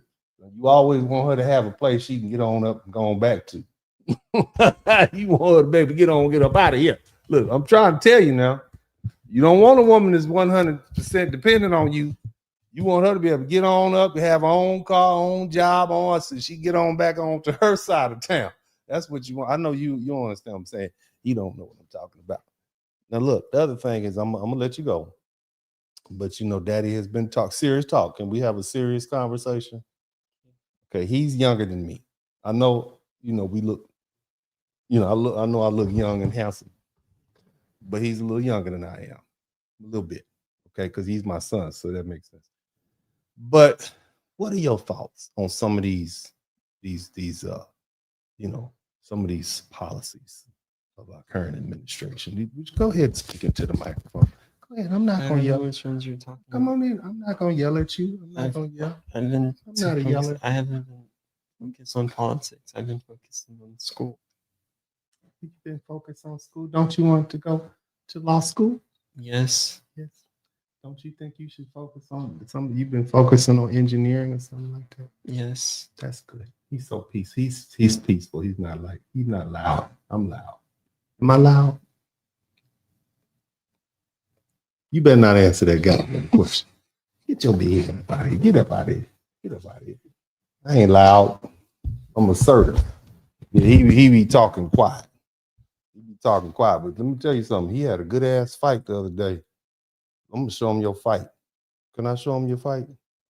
He had a good ass fight the other day with his brother at the like he quiet. Come back down here. And we're gonna get back to the regularly scheduled broadcast. But Dennis is a hell of a fighter. Let me tell you, that's him right there at jiu-jitsu. He fought his professor's a 7-stripe, and this is him and his brother scrapping it out. I was watching. Look at them. I'm gonna let y'all see this. Can you see that? That's me breathing heavy in the background because I'm out of breath. Look, that's Dennis and Roman fighting it out. Big brother versus little brother. This is jiu-jitsu. Now, Roman is a fake white belt. The truth is he got a blue belt. He just peaceful out here. Can you see, son? Yes, I can see. You can see? Look at them. Yeah, this is it was going down. But they've been involved in Muay Thai. Oh, that's somebody took somebody down. Let's see, who did that? Let's see. Well, I thought Roman was gonna take you back on that one, man. I thought he was gonna choke the shit out of you, son. I was feeling bad. You don't want to get beat up by your little brother. Look at that. Close guard. Yeah. Uh-huh. Ain't going for the choke. And see, Roman and Dennis have two different fighting styles. Roman, I thought you were going for the triangle on that one. Trying to do arm bar. An arm bar? You can't get Roman in no goddamn arm bar. That's why I did. Quick as hell. Shit. What's wrong with you? And that's our professor. That's Professor Homolo in the back, 7th degree black belt. He's actually a student of Master Gracie. So that's where we attend. So yeah. They don't want to see all this shit. They don't want to see all of this. Not what my crowd likes. But anyway, sir, we appreciate you for your time and energy. You can get on up out of here. Your hat might come a missing. I'll let you know that now, homeboy. That hat might end up missing. You might see me hanging out like, Uncle D is back with the D hat. Anyway, family, like I said, we're talking about, and shout out to my son, man. Shout out to my boy, man. He's working on his engineering degree at one of the local universities. Super proud of him. He wants to build bridges and all sorts of telling me about concrete mixing. I'm like, that's great. That's fantastic. That's wonderful. I don't know nothing about that. I just want the concrete not to crack in my community. But anyway, so again, family, let's get back to the broadcast. And again, so the question is, or not really the question. What I'm trying to tell y'all is a lot of black people don't necessarily like Donald Trump. That's not what I'm saying, but they do like some of the things that he's doing. Not all, but some. Okay, they like some of the things that he's doing. Okay, keep pushing. Mind with what he just said about Donald Trump, you've got to watch it for yourself. When the people pick the leader, God does not like him. When God picks the leader, the people don't like him. They didn't like Moses. They didn't like Jesus. They didn't like David at first. Only reason they accepted David is because he beat Goliath down, and then King Saul still tried to kill him. See, so when God picks a leader, and here's the other problem. God picks a leader based on his purposes. He does not pick a leader so that you can keep your health insurance. God got bigger things to think about than your health insurance. He has bigger things to think about than your little Social Security. Watch this. He got bigger things to think about than egg prices and gas prices, which, by the way, have come down half since he's been in office the second term. So, but the problem is that whenever God uses you, Satan will seek to mess up your character. I am amazed. There's a book there. If we put this up, like, you can just, so they can just hear it. There's a book called The Paradigm by Jonathan Cahn. Every person that read that book said I was wrong about Donald Trump. Every person. And guess what I've told people? Before you argue with me, read the book. Guess what they do? They don't read the book and try to argue with me. So they'll let me know your mentality. You don't like to educate yourself. You just like to argue. Most people don't know. They don't. It is a simple fact. You know Miles with Worship with Wonders?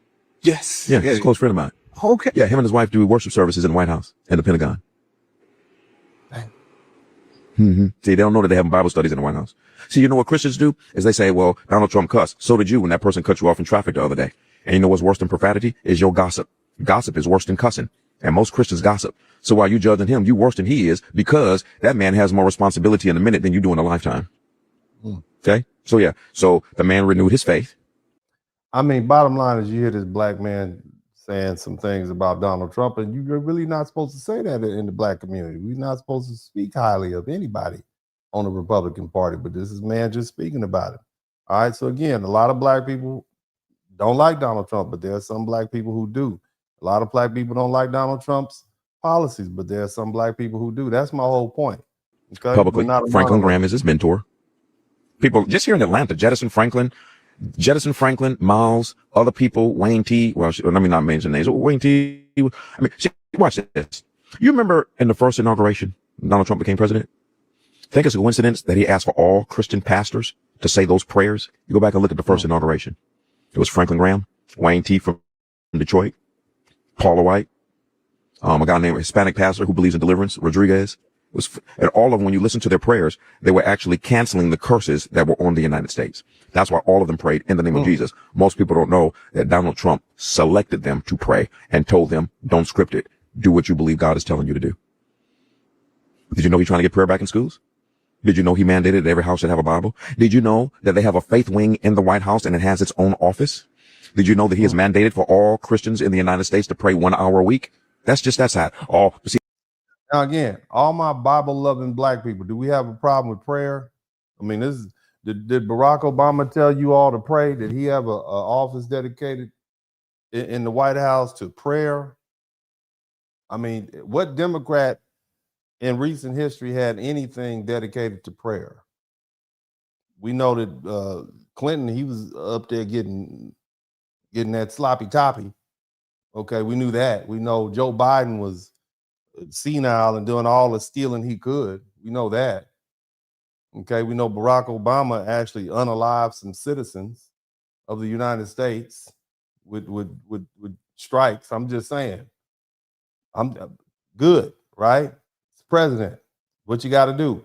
But I have yet to see anybody talk about God more than black people. And here you got a black man saying, hey, this is what Donald Trump is doing in the White House. I'm just pointing it out. Again, you don't have to like the man, but some of the policies we do like. Some of the things we do like. We don't have to like Donald Trump.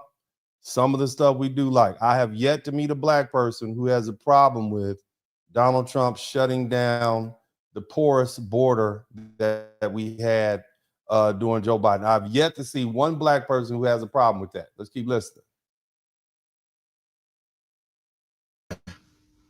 This actually happened. It's kind of bizarre. This is literally bunker. Real estate mogul and a television star. But does he really want to add president of the United States to his resume? A lot of people would like him to. Please, let's find out, and please welcome my friend, Donald Trump. My friend. Watch this. Just watch this. This is nuts. We're in an alternative universe. Okay? Because this is not that long ago. Go standing O. Bro, watch this. Just watch how this goes. Watch this. So she's a Republican. That's easy. Yep. But everybody else. Joy can't wait to get a hug in. Yeah, everyone's hugging. Look at this. Look at this. Kisses. See, here's what I'm trying to point out to you youngsters. All these people that hated Donald Trump when he ran for president were on his nuts when he was just a regular dude, a dude with hotels and casinos and everything. They didn't have a problem with him then. So what does that tell you? It tells me it's politics. That's what it tells me. It tells me they're disingenuous. That's what it tells me. So all the fake hate for this man, this is the first crazy president we've had, first old president we've had. That's what you all are, the first president who's siphoned off some did some kickbacks. I don't think so. I don't think so at all. Hell, the first couple of presidents we had in this country were slave owners. Let's keep pushing. Hugs, kisses to Whoopi. Everybody hugs and kisses. Even Joy Behar. Hugs and kisses. Even Joy Behar hugs and kisses. Watch this. Field day right now. Buddy now that's going to protect them and protect this country, because we're not going to be a great country for long if we keep going the way we're going right now. The audience cheers. Yeah. We will destroy this country. It won't be a war. If the economics of this country keep going the way they're going, we're not going to have a country. You're kind of a social liberal, Donald. You know, you're a social liberal. Could you actually get the base to vote for you in the primary? Well, every poll is saying that I'm the one that does the best. You know, they're doing polls. They actually have you a higher approval rating than Mitt Romney, Tim Pawlenty, John Boehner. Yeah, let's just point out that Trump won this recent election in 2024. Overwhelmingly, he won all of the swing states. Let's keep that. Just be reminded of that. Let's keep pushing. But out of those, So let's just pause and think. Just he's very poised. He's listening. Just He's grasp like, the 180. Yeah. That the media has taken on him since he decided to be president. When you see the machine go after a guy, we've never seen the machine go after someone as bold-faced. You know, the prosecutions, the Russiagate stuff on television every night, all of it. And then to see just a few years ago. That's right. Your eyes did not deceive you. That was Donald Trump on The View. And that wasn't that long ago. You see how they were treating him? They were loving him down. Hugging each other, giving kisses, and then all of a sudden, everything just changed. And that just lets you know just how fake all these Hollywood people are. They was all over him. Oh yeah, he was a darling back in the day until this man decided to run for president. I'm just saying, look, vote your interest. I'm not telling you what to vote for. I'm at this point, I'm explaining to Democrats you have a problem. Okay, because you're not going to get all these black folk back on the Democrat plantation. It's not going to happen. And a lot of it has to do with the fact that black people are now very rich. We're very successful compared to the rest of the black folk. Now, if you want to compare us to people who've had a 400-year head start, that's one thing. But if you want to compare us to the rest of the black people on the planet, we're the richest group of black people on the planet. So let's start there.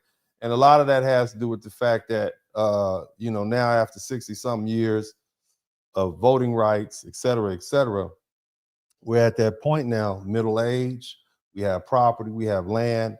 Over 60% of black people are upper middle class are rich. Now flip the script, if you take it back to the 1960s, 63% of black people live below the poverty line. So we're a different group of people than we were. And see, the numbers tell the truth. And so your perspective changes the more money you get. You see, and you can't sell us the ideas from the 1960s. Those same ideas don't buy purchase in 2026. That's what I'm trying to help people understand. But listen to what this gentleman has to say. He's going to talk to you about your financial peace. 50. Dude, I didn't start making any money till I was. I want to touch on that. Till I was real money till I was like 36. No, that's subjective to a lot of people. What's real money? I mean, I appreciate you asking the clarifying question. I never made more than $300,000 a year until I was 36. Never. So for those of you that are out there that are 27, 28, 30, and you're like, man, these guys are rich. First of all, most of the people that tell you they're rich are not. Don't get caught up in the fact that you're not where you want to be in 3 months or 3 years. Somebody type is greater later. Somebody who's been here for a long time with me type is greater later.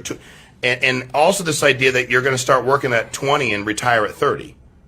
Like, guys, let's. There's so many people that believe that. Dude, like, what world do you live in, bro? You don't go from making 80 grand a year to making $27 million a year. You go like, I'm at 80. How can I get to $150?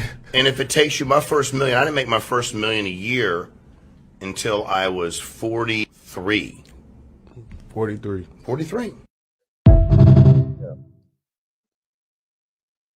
Yeah, somebody pointed. Trump didn't flip on Michael. He didn't flip on Michael Jackson when he had issues. He didn't flip on Mike Tyson when he had issues. You know, I want y'all to remember that. It's a lot of these so-called liberals. They just flip on some of these folk, even if they were innocent, even if it was known. But anyway, keep it pushing. Let's keep listening. Understand why we voted for Trump? Let me explain why we did. Okay, there are two clips that I'm going to play. One of Obama and one of Trump. You have Obama saying we're no longer a Christian nation, and you have Trump saying on May 17th, we're going to make this country a nation under God again. So that's exactly. Black people, the most religious group of people in America, the most church attending group of people. Do you have a problem with a president who says we're going to make this country one nation under God again? I'm just asking. Black people. This is for black people only. This is for foundational black Americans only, those who can trace your heritage back to the killing fields, the slave plantations, the tobacco plantations, the sugarcane plantation. Do you have a problem with a president who says that we're going to make this country, we're going to bring this country back under God again? Do we have a problem with that? I don't. I like that idea because we've been quite ungodly for a minute now. I don't have a problem with it. And I don't think most black people with good sense, who were raised with good sense, have a problem with. We need a little God in this country. We've always had God. Black people don't have, foundational black Americans don't have a problem with bringing God back into our daily living. We don't have a problem with it. I can understand why some other people don't. I can understand people who might disagree with the Bible and disagree with religion in general. I understand why people who may not be Christian. I can understand why you have a problem with it. But we as foundational black Americans don't have a problem with God. We never did. It's the reason why we're still here. Let's keep listening. Why we voted for Trump. If you don't understand, let me go ahead and roll these clips so you can hear for yourself. We're no longer a Christian nation. We do not consider ourselves a Christian To support nation. this exciting renewal this morning, I'm pleased to announce that on May 17th, 2026, that we're inviting Americans from all across the country to come together on our national mall to pray, to give thanks, and we are going to do something that everyone said, like, that's tough. We're going to rededicate America as one nation under God. You know, a lot of people. Why do you have, who has a problem? What foundational black American has a problem with that? Somebody type FBA in the chat room. All my FBAs. Who has a problem with that? All my salon people. All my indigenous black Americans. Who has a problem with that? I don't have a problem with it. At all. I don't have a problem with God. I don't have a problem with the Most High. And my people don't either. Whether it comes from Trump or Clinton or Kennedy or Reagan or whatever president, we don't have a problem with God. We love God. God is the reason that we're still here. After all that turmoil and hell we went through, whatever president calls on the name of the Most High, most black people don't have a problem with that. Again, you might not like Trump, but you like that, right? That's not even policy. That's just setting the tone. We like that.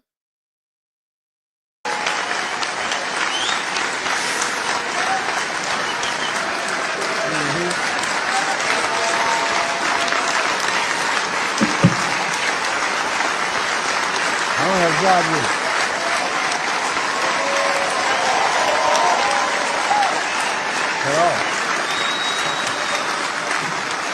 Yeah, thank you very much. That's what I mean by the Spirit. It's so incredible to see it. I see it so much. I've never seen anything like it in 1 year. I thought it would take 2 years, 3 years, 4 years to be where we are. Well, we've done it in, really 10 months. We're at 12, but now it's just getting to a level that we've never reached before as a country. But that includes religion. And maybe that's part of the reason that we're doing so well. There's such great spirit. It's all spirit, and it includes religion. I've always said, you just can't have a great country if you don't have religion. You have to believe in something. You have to believe that what we're doing, there's a reason for it. There has to be a reason for it. We're all working and we're behaving. I behave because I'm afraid not to, okay? Because I don't want to get in trouble. I'm just saying, man. Sometimes, you just got to take things at face value. I definitely support that. I wish all of our presidents would emphasize the fact that we need to focus on the Most High. I wish all of our presidents would take that position. Leadership starts at the top. Let's keep listening, and then we're gonna go ahead and keep it pushing. Celebrities, and it's really freaking me out. It's happening to Nicki. It's happening to Dave Chappelle. It happened to Kanye. This full-on embrace of not just right-wing conservatism, but also really extremist MAGA. No, it's because they're rich, baby. It's because they're rich. See, poor people think rich people and successful people doing things that are in their best interest is extremist, because you really want somebody to take care of you. That's what it really is. You feel entitled. And the reason you feel that way is because you were brainwashed by your leaders between the 1920s and the 1970s into believing that you are owed something. See, before that, before the 1920s, black people were builders. Now we are beggars. And the question you should be asking yourself is how that happens. And because I know most folk don't actually read books, I'm going to invite you to read a book called The Miseducation of the Negro by Carter G. Woodson, where he goes into details and explains that the intellectuals who were tainted by socialism and communism were constantly telling black people, the poor black people, that, oh, well, you know, capitalism wasn't going to work for you. And in reality, the poor black people who had their shoe shine business, their plumbing business, their electric business, they were farmers, they were steady doing well. Okay, steady is the Ebonics term using me. They were continually ongoing doing well, okay, with their businesses. And those are the people that developed the schools and the churches and the communities and the neighborhoods.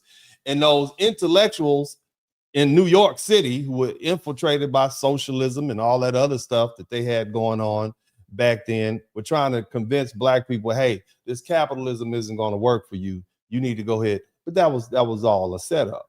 And that's why we went from being builders to beggars.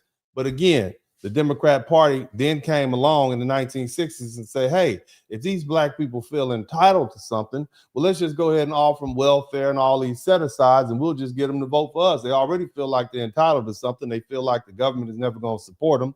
They've already seen they built all these towns and whatnot not up, and then white folk came along and burnt them down in during Red Summer. So let's go ahead and we'll take advantage of this. That's what happened.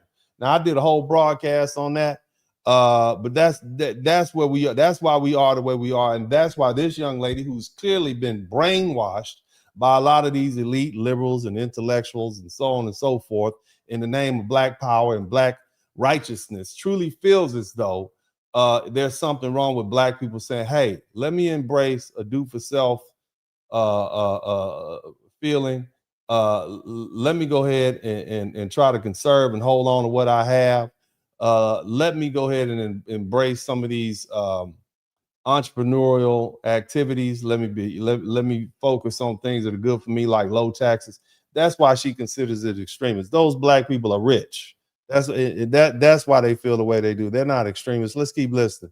Shout out to everybody who contributed to the Super Agendas, and Chat, belief Cash App, systems and that are PayPal. particularly and extremely dangerous to black people. It's not just the Candace Owens of our community. And it's not just Stacey Dash. It's these celebrities that have developed these huge cult of personality and have somehow ended up on the right because they're drunk with power. And then you have people like Stephen A. Smith who toy with that line, who spout right-wing talking points that are counterproductive to black people's success, like truly, but somehow is still able to draw a line somewhere in the middle of it until he doesn't. And I don't know what that line is. Is it money? Is it power? Is it blackmail? A lot's going on right now. Whatever it is, it possibly does exist. It existed for the other celebrities I mentioned. If it's not an obsession with attacking black people, then it's attacking trans people, especially black trans people. That's the word, obsession. It is literally an obsession. An obsession with how black people move, with how trans people move, with how women move. An obsession with having power. I mean, you see what she pushing. You keep saying, why are you throwing black people in with the motherfucker? That ain't got nothing to do with us. They wasn't here doing slavery. And if they were, they weren't no oppressed class. Why do they keep throwing black people into this coalition? Why do you keep throwing foundational black Americans into this coalition that don't give a damn about us?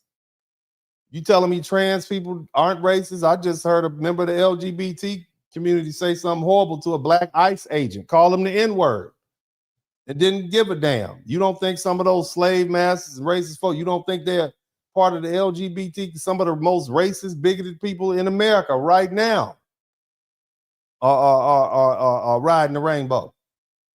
Stop throwing us in with them. You don't speak for us. None of you folk who are foreigners and got your foreign cultures, you don't speak for black America. We speak for our damn selves, and we're tired of it.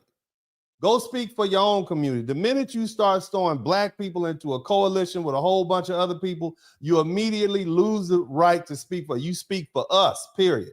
We didn't want to be in a coalition. We don't want it. We don't win when we're in a coalition. What happens is they throw us on the front line, we die, we suffer, and then everybody else turns around and reaps the benefit from it.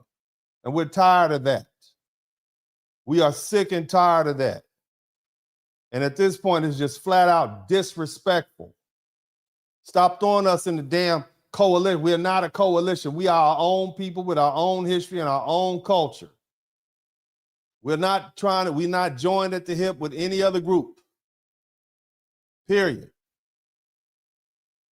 And I'm gonna tell you something.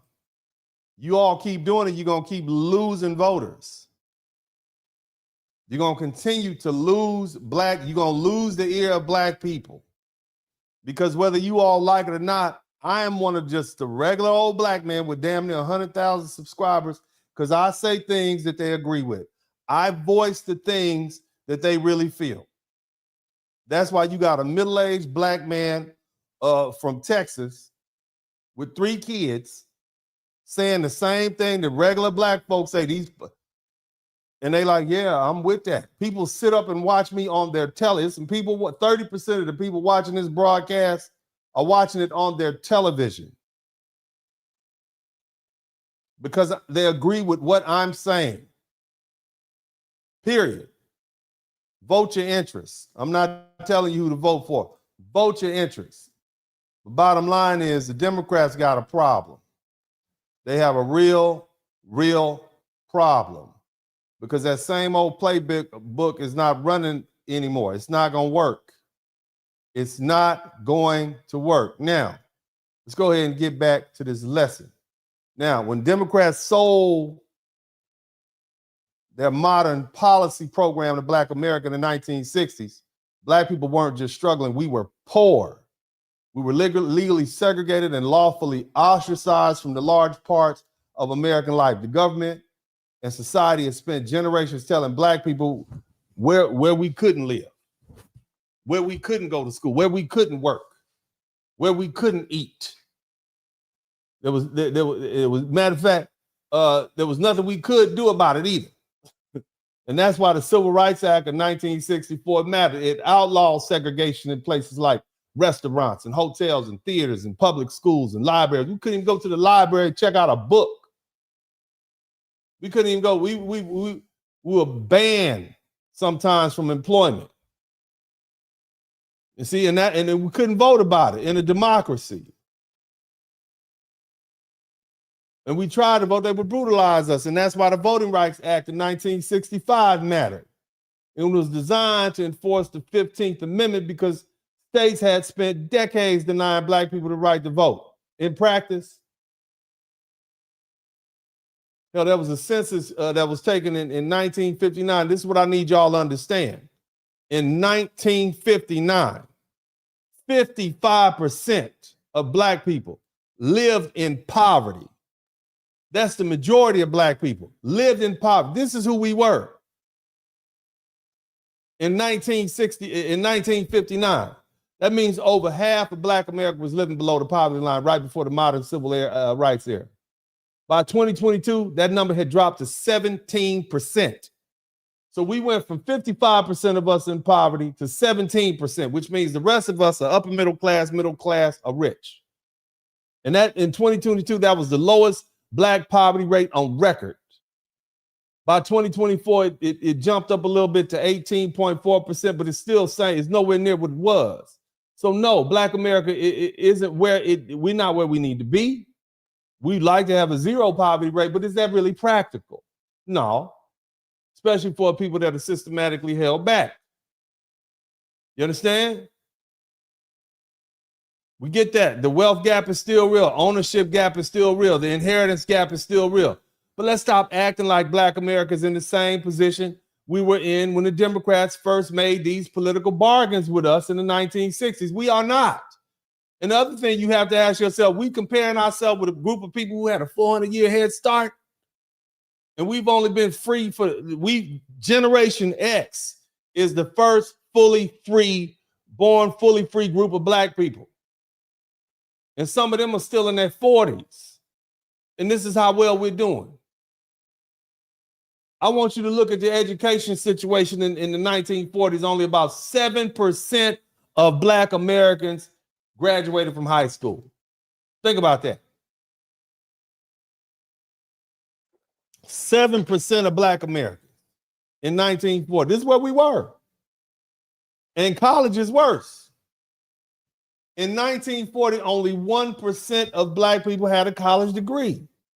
By 2019, about 88% of black Americans had high school diplomas and 26% had bachelor's degrees. That's not small progress. That's not small, man. That's a civilization jump in less than a lifetime.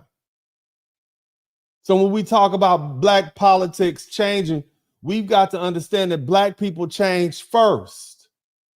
We're more educated, we're more urban, we're more professional.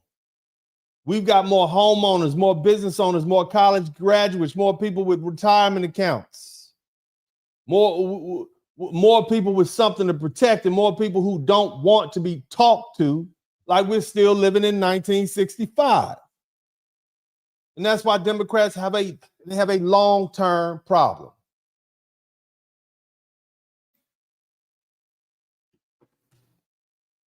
Their message was built for a black America that was poor, legally trapped, and desperate for government protection. But in 2026, a lot of black people are trying to protect our homes and our children and our businesses and our careers and marriages and bank accounts and churches and schools and institutions.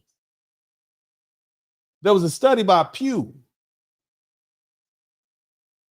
It said that in 2022, about 46% of black Americans were middle income and about 9% were upper income. So when you add middle income and upper income alone, black people together, you think about that. You're talking about the majority of black America is middle income or upper income. I want you to think about that. The majority of black America is middle income or upper income. And that's money changes how people think. You understand me?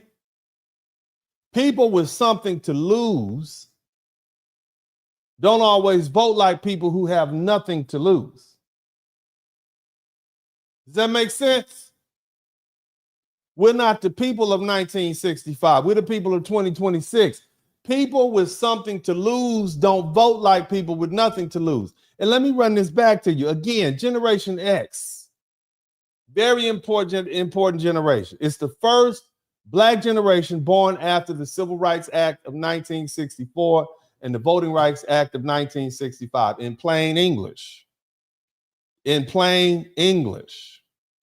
we're the first black generation born fully free on paper with all the legal rights that our parents, grandparents, and great-grandparents were denied. That's us. Somebody type X in the chat room. Somebody type Gen X in the chat room. Somebody type Gen X in the chat room.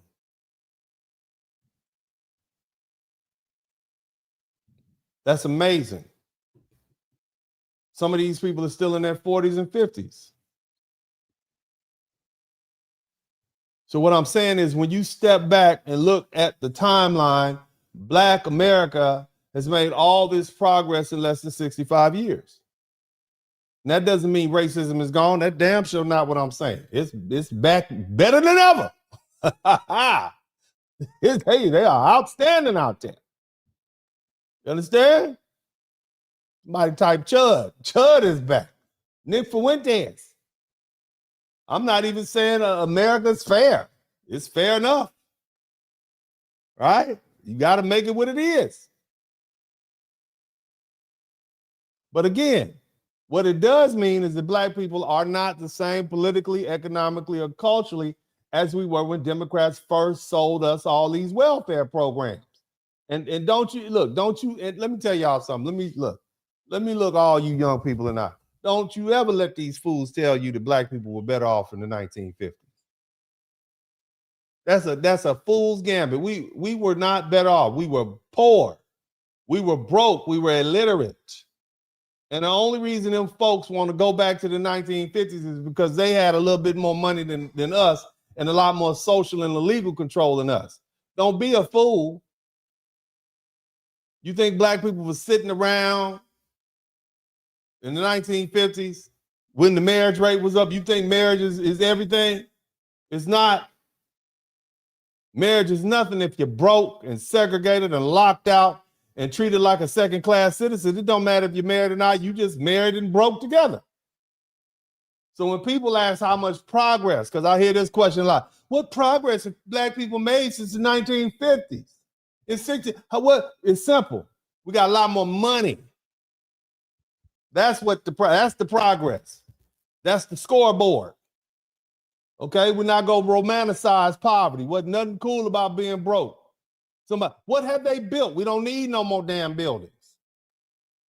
What we need is more money, more ownership, more businesses, and more neighborhoods. We need more land, more investments, more control. We can rent a damn building. We can fill it with black money, run our businesses out of it, employ our people, educate our children, protect our families, and build our wealth from there.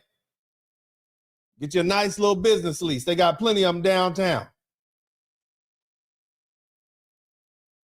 See, the point is not about nostalgia. The point is about power. And in America, power follows money. So these Democrats can't keep selling us that same jive that they sold us in the 1960s, that fear message to a successful population of black people. Can't do that in 2026. Look, racism still exists. And of course, we realize that some white people have lost their goddamn mind, running around calling black people the N-word like they don't have any goddamn sense. Black people, but we know how to deal with overt racism. They used to have signs up. We survived that. But see, what black people are starting to question is whether the smiling politician, the smiling political class that claims to love us and has our best interests at heart was actually helped us build stronger families, or safer communities, and better schools, and more ownership and more independent, because I don't think it has. And here's the thing, at some point, the question stops being who says nicer things to black people and becomes whose policies help black people build, own, protect, and pass down something to our children. Now, again, black people don't like the climate that came with Trump's presidency. This second, can we agree with that? We don't like that climate. We don't like this racist, overt climate, do we? Absolutely not.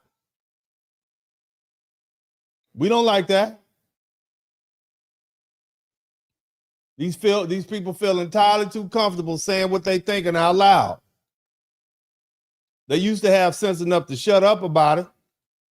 The FBI and the DOJ said they reported almost 12,000 hate crime incidents involving 14,000 victims in 2024. And race made up the largest category, and black people were the biggest victims of hate crimes. But here's the part people don't want to tell the truth about. I want you to listen. You're not going to like me when I finish. I want you to hear me. Listen. There's a lot of black people who secretly like some of these racist ass white commentators, or at least they like certain things they say. I'm going to say it. You don't have to like me. I don't give a damn. Let's look at the old hot boy Nick Fuentes. He says some racist, offensive stuff all the time. But if you look at his spaces, there are black people and other non-white people who still watch his content. What does that tell you? It doesn't mean they agree with the racist rhetoric, but it does mean something. It means that some black people are so frustrated with degeneracy inside of the black community that they'll listen to somebody they don't even like because he's saying out loud what a lot of traditional, regular black people have been saying privately for years. Tell me I'm lying.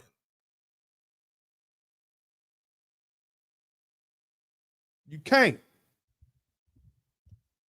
I hate to say it, but the same things go for fools like Chud the Builder. Look, man, you ain't got to like what I'm saying, but I'm telling you the truth. I know my people. I listen to my people. When that man gets on the internet and says that you are chimping out, right? We don't like how it sounds, especially coming from this white man from Tennessee. Talking down to black people. We don't like that. We don't like the fact that he just picking on regular black people and picking fights with them. He's a horrible person. But here's the uncomfortable truth. Some black people are still watching him and secretly saying he's a racist. He is racist as hell. But he ain't lying about some of the shit. He ain't lying about some of his behavior. And that's the part nobody wants to admit. I'm going to tell it because I don't give a damn. I'm going to tell you exactly what black people say. We tired of it too, aren't we? All that cutting up and acting a fool, you can't even enjoy yourself. Tell the truth. People, these youngsters, young and old, out of control.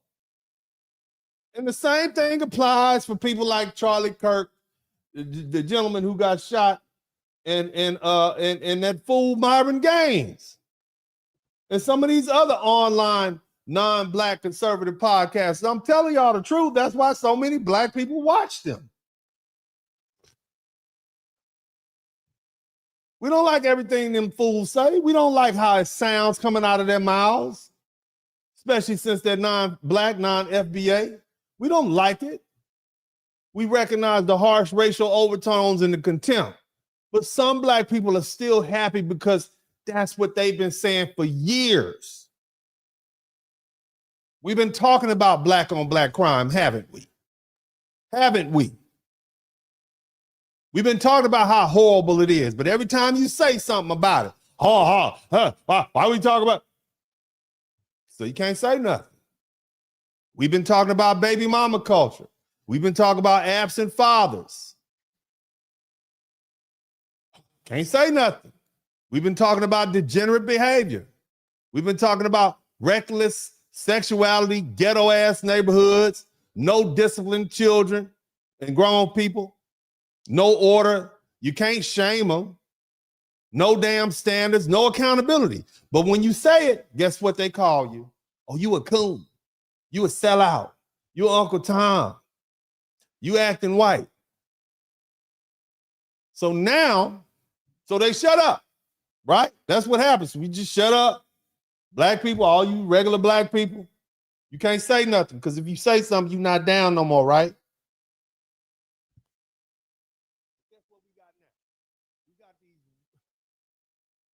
These white people acting as black avatars.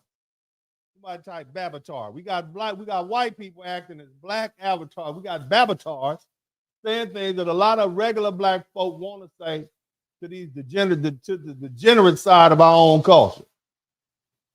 You see? And that's why this whole racism conversation is more complicated than the Democrats want to admit. We don't like white people talking down to black people, but at the same time, this behavior needs to be called out, doesn't it? Does it need to be called out? Y'all cool with it? Huh?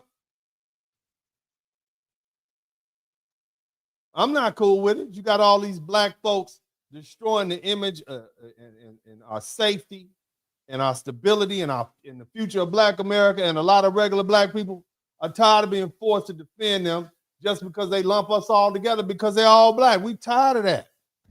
Tired as hell. Some of these people, you went to the military and served for years and you went home and now you got to live next to some clowns. Acting a fool, smoking weed, cutting up.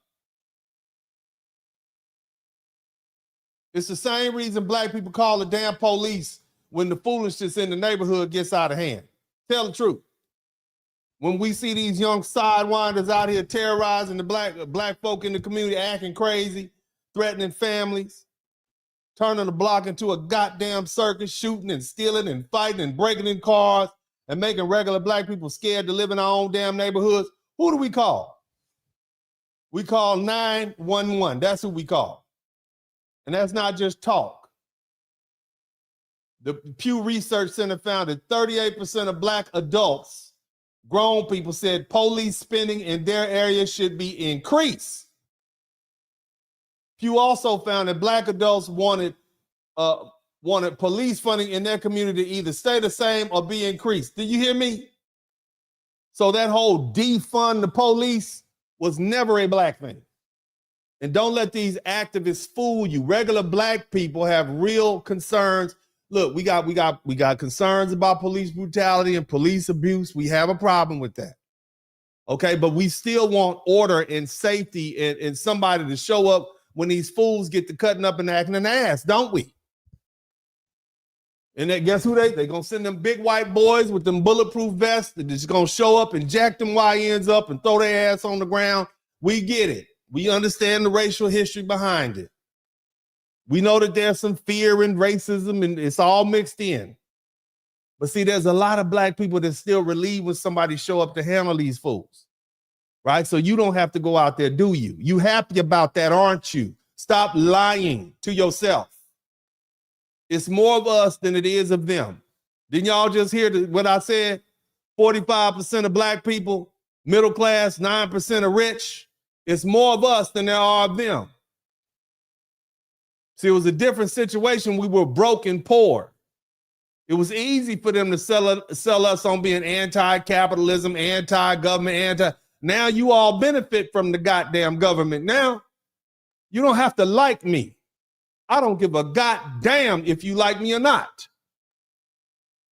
But I'm speaking and telling you exactly what black people think, real black people, not these fools in New York, not these clowns in California, not all these people on these talks, none of that. I don't give a damn about none of that.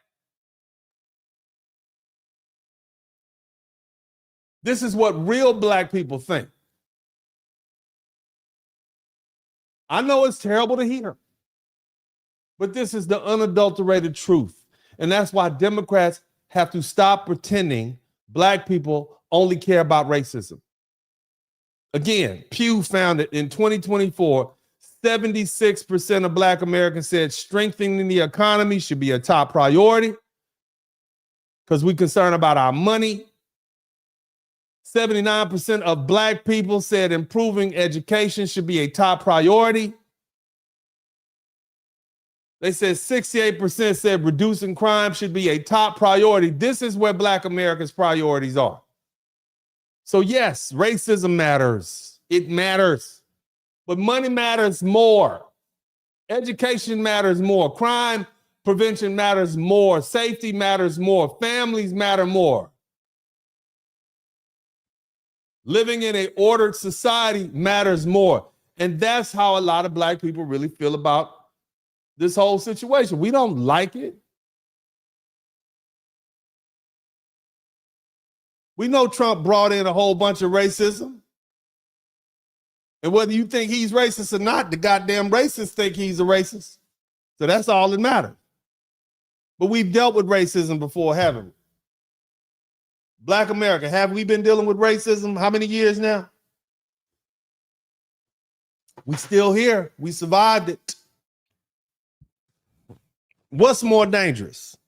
A soft, smiling, political version of damage that claims to love black people while pursuing policies that weaken our families, destroy our discipline, flood our communities with dependency, replace our political leverage, excuse black criminality, and then tell us to keep voting the same way while our outcomes keep getting worse? Is that better?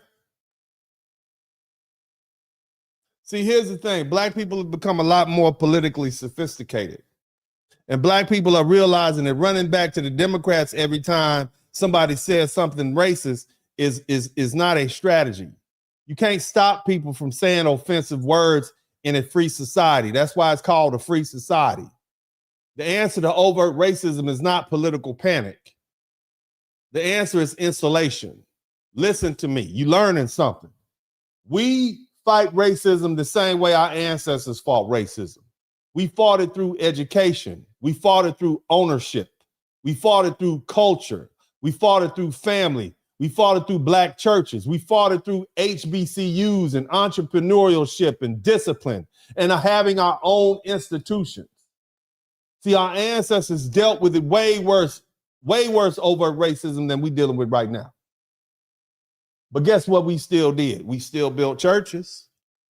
We still built schools. We still built businesses and families and communities and a culture strong enough to survive it. So yeah, racism is what? It's ugly. It's ugly as hell, but systematic damage dressed up as compassion is worse. And that's all the Democrats have gave us. And that's why the automatic black vote for the Democrat isn't so automatic as it used to be. You understand?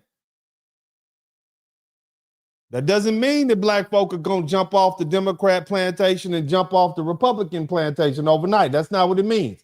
It means Democrats can't keep yelling racism and expect the conversation to end. More black people are starting to say, hey, hold on, we heard that before. What else you got? Okay? Now, let's go ahead and dig a little deeper. Now, see, there's something that we need to talk about. Black family, I need you to step up. Listen to me. See, what we're looking at right now, this is a great separation inside of Black America that folk don't really understand. Somebody type great separation. Something that most people don't do that we do. We don't necessarily separate ourselves by race, education, so on and so forth. We don't do that in the Black community. Just is not enough of us to do that. We don't do that. We don't do it. We had to stay together, whether you poor, rich, whatever. We had to stay unified on our blackness. But see, now we tired of these Pookies and Ray Rays and Shaniquas and Bum Keishas. We tired of that. We're tired of the people that make our life harder. See? We also tired of the people who want us to be led by fear and emotion and slogans and victimhood and dysfunction and groupthink. The other side is saying, no, we're going this way. And we're building families. We're protecting our children. We're making money. We're buying property. We're starting businesses. We're thinking for ourselves. We're not asking permission from Democrats, activists, feminists, celebrities, and none of these so-called black leadership class. We're not asking permission. So Democrats understand what's happening. Black people don't have to love Trump to like some of what Trump does. Black people don't have to become a damn Republican to reject the Democratic plantation. We can sit on the couch. Somebody type couch in the chat room. Somebody type we're resting in the chat room. Black people don't have to keep pretending that people destroying the culture are the same people qualified to lead it. And that's the truth. And this is the great separation inside of Black America. It's going on right now. And the reason a lot of black people don't believe what I'm saying is because they don't hear the side of people don't believe what I'm saying because they don't hear what's going on this side of Black America. They don't hear from black people who are married and working and raising children and paying mortgages and running businesses, going to church, sending their kids to school, buying land, investing money, and trying to build something. The question should be, why don't we hear from them? Huh? The reason we don't hear from them is because the lower class, the loudest, most dysfunctional segment of Black America was allowed to become the public face and the public voice of the Black community. Now, how did that happen? Huh? Some say, well, it was the media. The media did it. They say hip hop did it. They say, reality TV did it. Some say the Democrats did it. Some say white-owned media did it. Lately, y'all been saying social media did it. Some say black people failed to create separation between productive Black America and dysfunctional Black America. And honestly, people, this is what they say. They say rap music, street culture became the voice. They said people doing well are minding their business, and while the loudest people are going viral. People listen to, the squeaky wheel gets the oil. Shout out to Melvina McDonald. Thank you so much.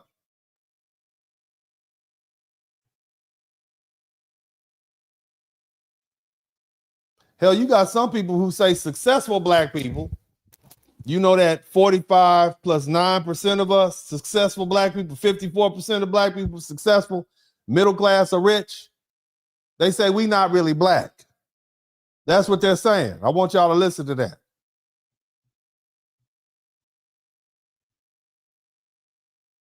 That's they saying people with worse outcomes are authentically black. That's basically what they're saying. That's the problem. But here's the truth. Poor, dysfunctional black people don't speak for the rest of us.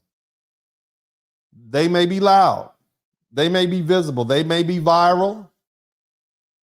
They may be useful to the media companies and politicians and activists and rappers and podcasters and entertainment executives. But they don't represent the whole black community. And the numbers prove it. In 1959, do I have to tell y'all this again? The official poverty rate for black Americans was 55.1%.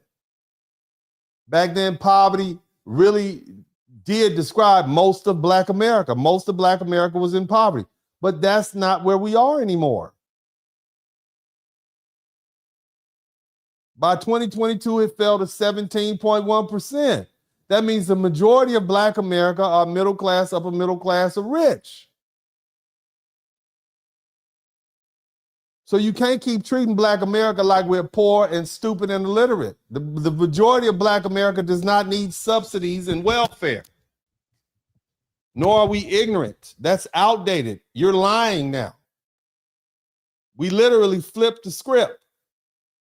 Now, again, black people are still behind white people in wealth and home ownership and inheritance and business ownership. I'm not pretending otherwise. But hell, they had a 400-year head start. Why wouldn't they be?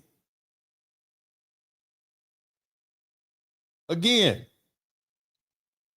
46% of black Americans were middle income and 9% were upper income in 2022.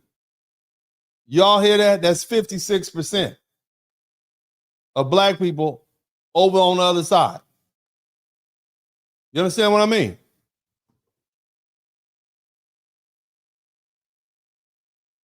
What does that say?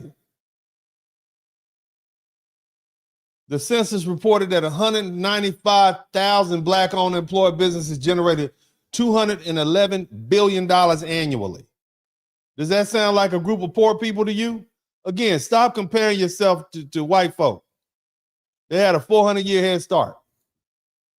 Compare yourself to the rest of the black people.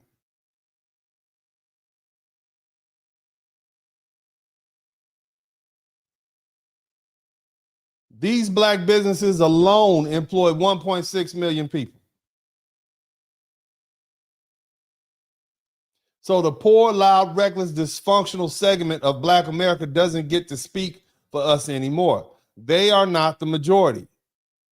They're just overexposed. And that's why this great separation is happening. Productive black people. Shout out to all my productive black people. All the productive black people, hit the subscribe button. All the productive black people, hit the subscribe button right now. Okay? That's what I need you to do.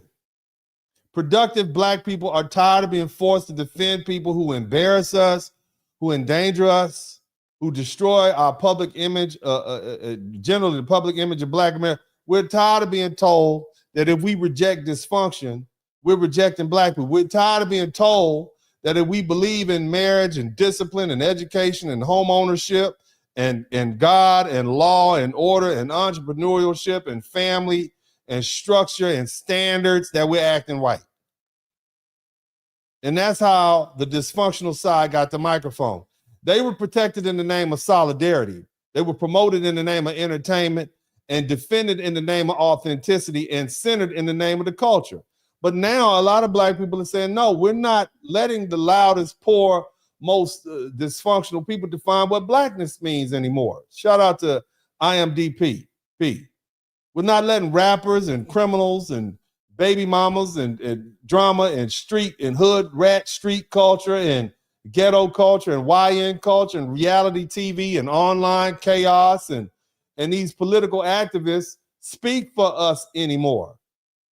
The real black America also includes doctors, lawyers, teachers, engineers, soldiers. It includes nurses. It includes truck drivers. It includes business owners. That includes blue collar, HVAC, plumbing, electric, construction. We got soldiers. We got nurses. We got truck drivers. We have pastors, mechanics, barbers, mothers, fathers, homeowners, graduates, entrepreneurs, and ordinary black people who get up every day and handle their responsibilities. And that side of black America may not go viral every day, but it's real. And it has every right to separate ourselves from the people dragging the image of black America into the mud. So this great separation is not about hating our people. It's about refusing to let dysfunction lead the community. It's about saying the people trying to build families and wealth and stability have just as much right, if not more right, to define the future of black America. And once that group starts speaking louder, like I'm doing for us, once we start voting differently, somebody type vote your interests. Once we start spending differently and building separately and refusing to be guilt tripped by Democrats, activists, any of these other people,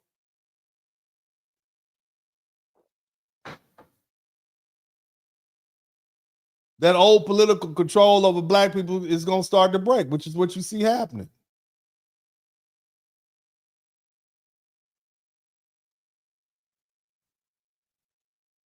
How did we get like this? How did this happen? Huh? Where did this come from? It's nothing new. We've been trying to separate. I want y'all to check these videos out. Look at these videos of Los Angeles. So you guys might recall something called the Great Migration and the Second Great Migration. I want you to listen to what these black people have to say about the Great Migration. This is four black people coming from down south, right?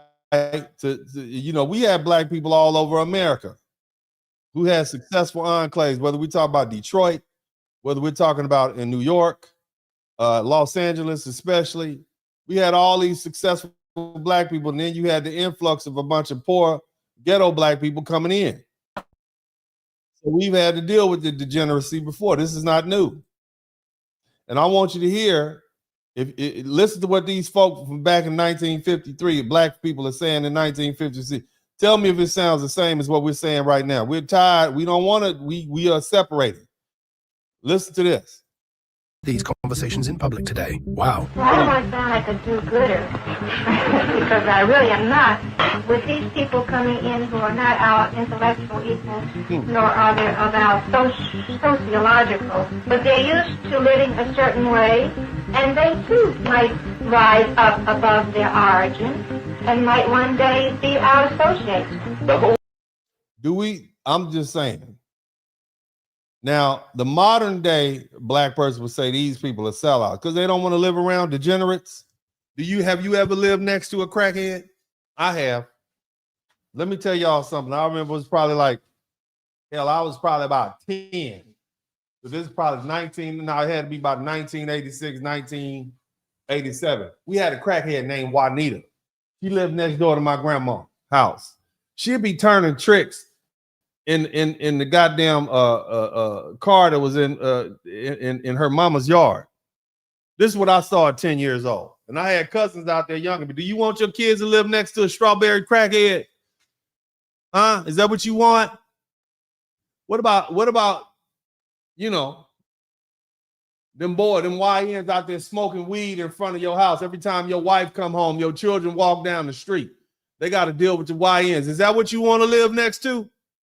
For all you all who say that these folk are sellouts.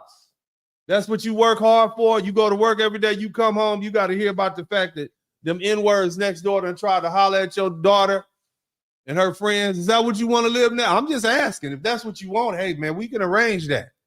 Is that what you want? That's what keeping the real is? That's what being black is? Huh? Is that it?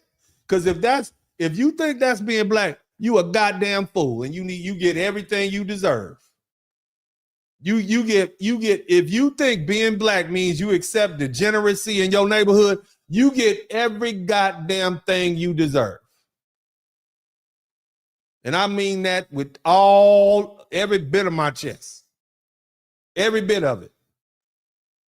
Any of you black folk who are listening to this broadcast today, if you think that keeping it 100, keeping it real, and staying black and staying down means you have to accept low-life degenerates in your community without checking them or calling them out on it, first of all, you're a straight-up punk.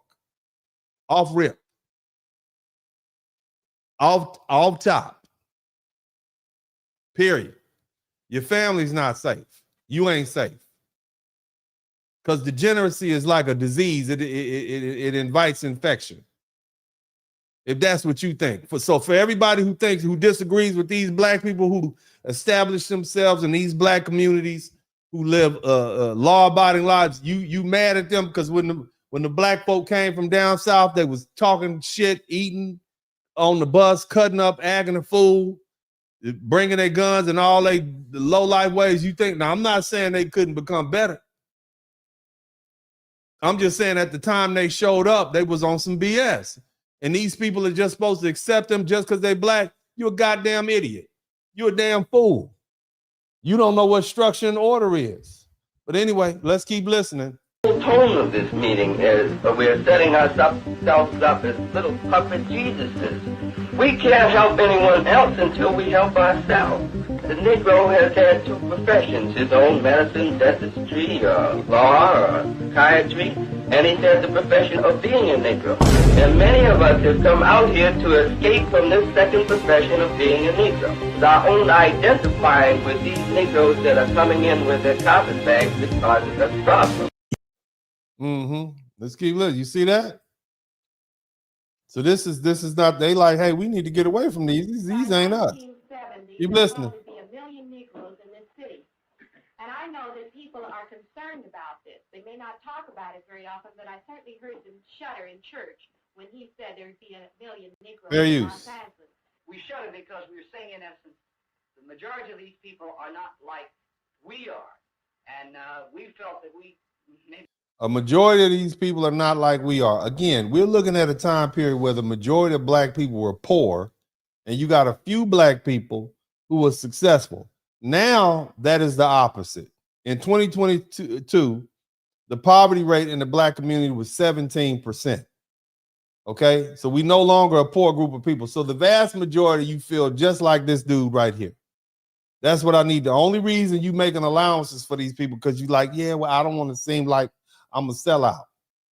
You better sell out for your family. You better sell out for safety. That's what you better do. You want your children, you want your daughters to have some good husbands? Huh? You want your families to be safe? You better start denouncing this degenerate behavior. That's what you better do. Keep listening. Some of us felt we left this out because we were getting away from this problem. We are part of this exodus too.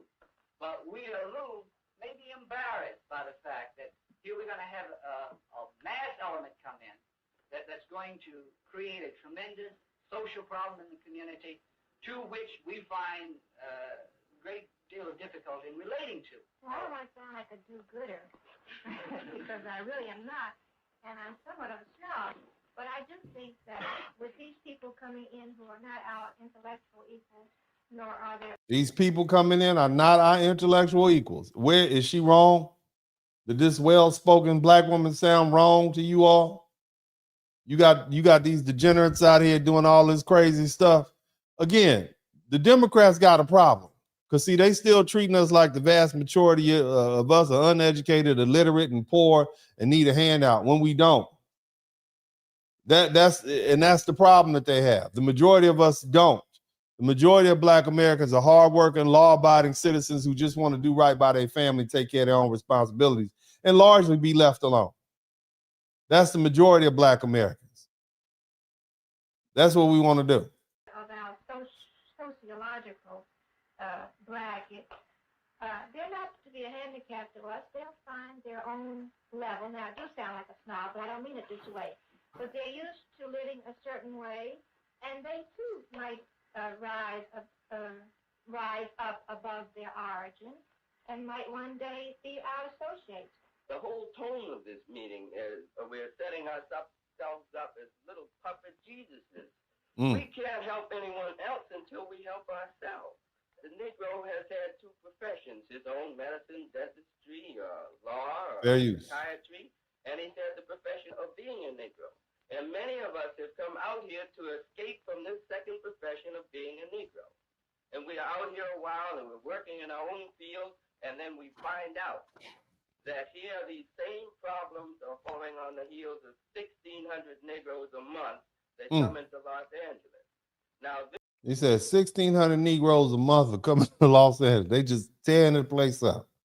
That's what he said. All these country degenerate folk are coming out the South, tearing the place up, acting their ass, fighting in the street, and they get lumped in with them. That's what they're saying. Somebody said they can't hear. I'm sorry, baby. This is the best I can do. Okay, you got to listen faster so I don't have to play it again. I want you to listen faster. Somebody type listen faster in the chat room. We're doing the best we can. this gives us problems. It's our own view. It's our own identifying with these Negroes that are coming in with their carpetbags that causes us problems. This is a basic embarrassment that we as Negroes have. We want to live together, yet we want to sort of scatter to the far winds and live amongst white people. We are brought up in terms of this, that to have a dark skin, to be a Negro, there is something wrong with it. And if you take a child and raise him, a very impressionable child, and have him grow up in an atmosphere where your color of skin is something that is looked down upon, that there is something wrong with you, that you are not, you don't have the abilities of other people. Even no matter how much education, no matter how much training, etc. you have, a lot of these impressions stay with you. I feel that we have to search for a new image. When I wake up in the morning, I don't look in the mirror and say, you are a Negro, therefore you will face life in a certain way. I see myself as a person just like all the people that I work with and the children that I deal with. I mean, just listen to how well-spoken these black people are. Can you imagine that? These black people are well-spoken. They have their own enclaves, their own social life and social status and whatnot. Then you got all these people moving in to LA. All the white people in LA got black fatigue. They all got black fatigue at the same 1,600 Negroes a month coming in here to LA. They got black fatigue. That's what happened. And it made it more difficult for them because they all got lumped in together and they couldn't separate. You see? And so that's what, and some of them said we can separate, some we can't. They just need to be raised. They had a rough life. You know, I get it. We empathetic to our own people, but at this point, it's more of us than it is of them. And I'm not saying if you poor and you out there busted and disgusted and doing bad for yourself, you can't do better. That's not what I'm saying. What I'm saying is we as Black Americans have to realize that we live and die in this reputation that these degenerates and these lowlifes have been creating for us. This is not who we are, but because they have the microphone and all the attention, we could all get lumped in the same category. And we're tired of that. And this is not something that's new. These people would talk about separation way back in the 50s. That's the whole point. We've been dealing with this for almost 75, more than that, a century. Let's keep listening. And they're all people. I've got to break in here. Yeah. I've tolerated it long. This idea of this consciousness of you've got to look in the mirror to face yourself to go from this bit about being a Negro is very naive. The individual, this concept was instilled in you before you could think. Right. Oh, I don't You see, and first of all, we have as a symbol in our community the white, straight hair, brown hair, as the symbol of the thing to strive for. Now, there's nothing wrong with it, except that it represents the very fact that we're talking about. The idea, the Negro in our society is a rejected child. There's no two ways about it. It's in Los Angeles, it's in New York City, it's in any place in the United States.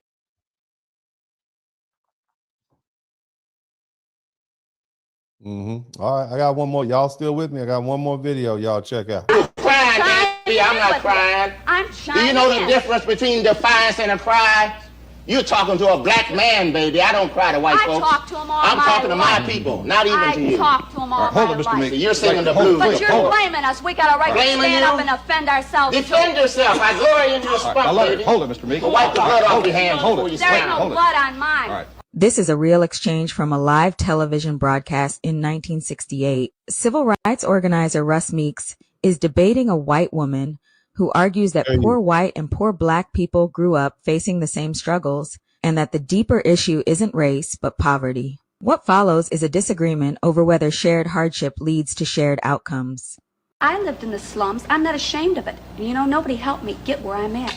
So then, I am as the same as these boys here.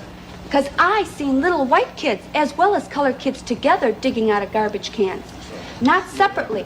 Together, we walked the alley. We walked Madison Street. We tripped over probably the same drunks in front of Rothschilds that are still there now.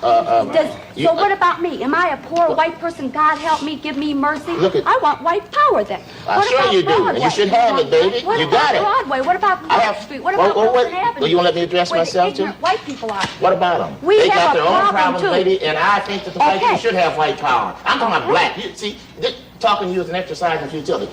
Let's get this clear. I'm not talking about white people. Man, you solve your problems. You use force or violence, whatever necessary, and I don't blame you. And if I had the thing you had, I wouldn't want to give it up either. Do we come and march and you say, look at our poor people, look at our hungry babies? babies? You don't have to come because we can't solve your problem. You have to solve your own, and we want to solve our own. By violence? Who said anything about violence? Everybody here is talking about violence, but he said he believes in violence. I want to know why. Doesn't he have a right to? They're going to take him in a few years and teach him to kill with the best weapons available. They taught my brother to kill too. Okay, so let's ask the United States government about violence, baby. They live on it. They thrive on it. They're enmeshed in it. This is the most violent society in the world that you run, baby. You hung black men up by their heads and cut their bodies to pieces. You burn women to death. Yes, I got the pictures on my wall. I was tied to a tree by the clan. They hot back then. So again, these are not, we always talk about, we're not our ancestors. Our ancestors were strong. Our ancestors speak the truth. They spoke truth to power. So again, all right, I just want you to understand, these people are not different from us in that regard. They felt the same way. They had a lot of the same issues. And so what we're dealing with right now is not anything new. We're dealing with overt racism. We get it. We don't like the presidency, but there are some things we like. And I played this video just so I can see.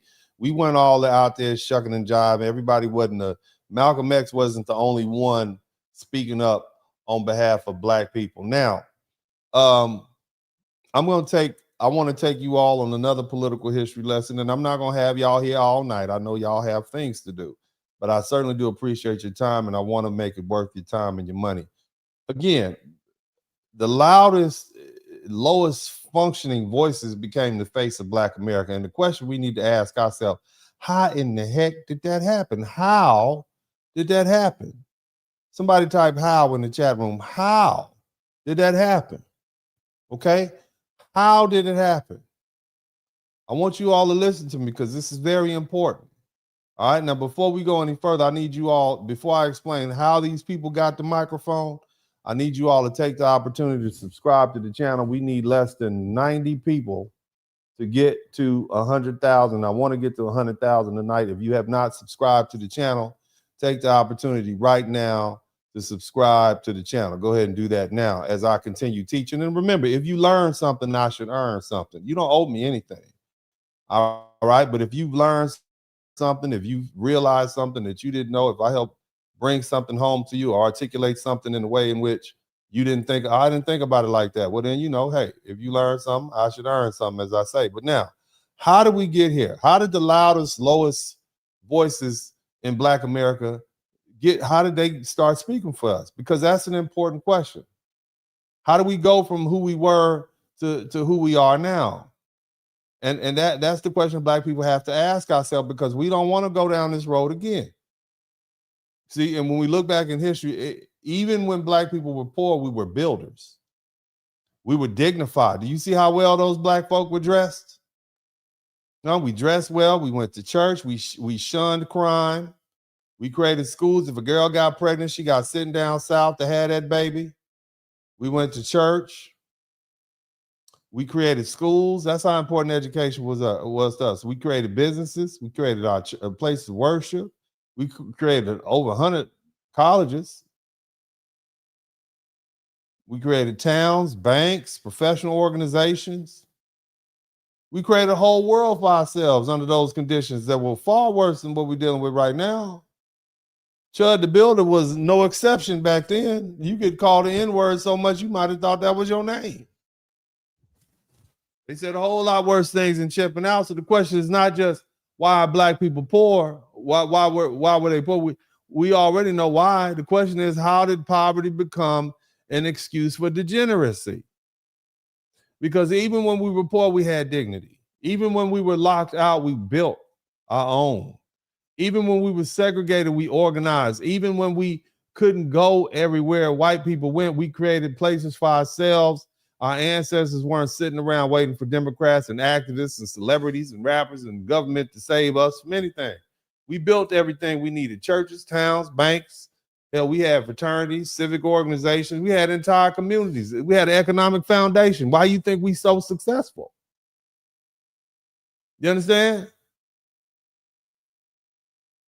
And that's why I keep saying this is not who we are. This whole degeneracy, this ain't us. Somebody type, this ain't us. I'm not saying there wasn't crime back then. I'm not saying there wasn't foolishness going on. I'm not saying there wasn't debauchery. Every group has that. That's not germane to one group. But that wasn't the standard. That wasn't our image. That wasn't what respectable black people celebrated. Poor people, poor didn't mean you were nasty. Poor didn't mean you were a criminal. Poor didn't mean no standards. Poor didn't mean you didn't have a father. Poor didn't mean you didn't go to church. Poor didn't mean you didn't have any discipline. Poor didn't mean you had no shame. Poor didn't mean you had no dignity. Our people were poor, but we were not culturally bankrupt. So the question again is, how did the poorest, loudest, most dysfunctional group of people in the black community get the microphone and become the spokesperson for all black people? How in the hell did that happen? Part of it was the media. Part of it was the entertainment. Everybody gonna put a camera on the fool. Shout out to Gail Crawford. Part of it was politics. Of course, you had your white-owned platforms promoting the worst images of black people because, of course, chaos sells. But see, a big part of it was internal. Somewhere along the way, black people start confusing struggle with authenticity. We start letting people who produce the worst outcomes define real blackness and what it is. And when educated, disciplined, church-raised, working, married, professional, or successful black people tried to separate ourselves from that foolishness, they got called sellouts and coons and Uncle Toms and bougie, or got accused of being white. Shout out to IMDPP. And see, here's where Carter G. Woodson comes in. Somebody type Carter G. Woodson. Everybody reads The Miseducation of the Negro, don't they? Everybody's read that. How many of you all have read The Miseducation of the Negro? Somebody type nobody. You heard about it before. You heard about it during Black History Month. Carter G. Woodson, I want you to look at this clip. I want you to look at this clip. Carter G. Woodson. Mindset, especially for most black people, but we've never questioned where that idea came from, who gave it to us, and why it was given to us. This was published in 1933. Now, the highly educated... Listen, he's reading from The Miseducation of the Negro. All right, I want you to listen to this very carefully. Go out and get this book. Read it. This is where it came from. Somebody type where it came from. This is where it came from. 33. Now, the highly educated Negroes who have studied economics at Harvard, Yale, Columbia, and Chicago will say that the Negro cannot succeed in business because their professors who have never had a moment's experience in this sphere have written accordingly. The impatient, highly educated Negroes therefore say that since under the present system of capitalism, the Negro has no chance to toil upward in this economic sphere, the only hope for bettering his condition in this respect is through socialism, the overthrow of the present economic regime. This thought is gaining ground among Negroes in this country and is rapidly sweeping them into the ranks of what are commonly known as communists. The uneducated Negro businessman, however, is actually at work doing the very thing which the miseducated Negro has been taught to believe cannot be done. If the highly educated Negro would forget most of his untried theories taught him in school, if he could see through the propaganda which has been instilled in his mind under the pretext of education. So what the father of Black history is saying is the father of Black history. Now, I just want y'all to sit on that for a minute. We've been sitting on this book since 1933. It's now 2026. It's 100 years later. Did you hear what he just said? Did you all come to this broadcast that I had a couple of weeks ago where I talked about how socialism and communism invaded the body politic of the Black community? Now, I'm going to be honest with you. At that time, I was not aware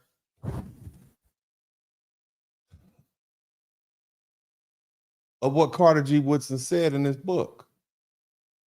Because just like y'all, I've heard of the goddamn book. I didn't read it. I got it up in my library. I need to read it. But I came to that on my own conclusion that, hey, you know what? When did we go from being builders to beggars? Now, let me go ahead and lay the foundation so you can understand. From 1865 to about 1819, we built houses, schools, communities, towns. We did all that. After the brothers came back from World War I, they came back uppity. Somebody type uppity. They had sent Black men overseas and we fought and we got treated with dignity. We wasn't going to come back and just take this second-class citizenship anymore. We fought and bled and died for this country. Right? Right? We earned the right. We got blood in the soil. But white people responded to that by saying, oh, no, we're going to put them back in their place.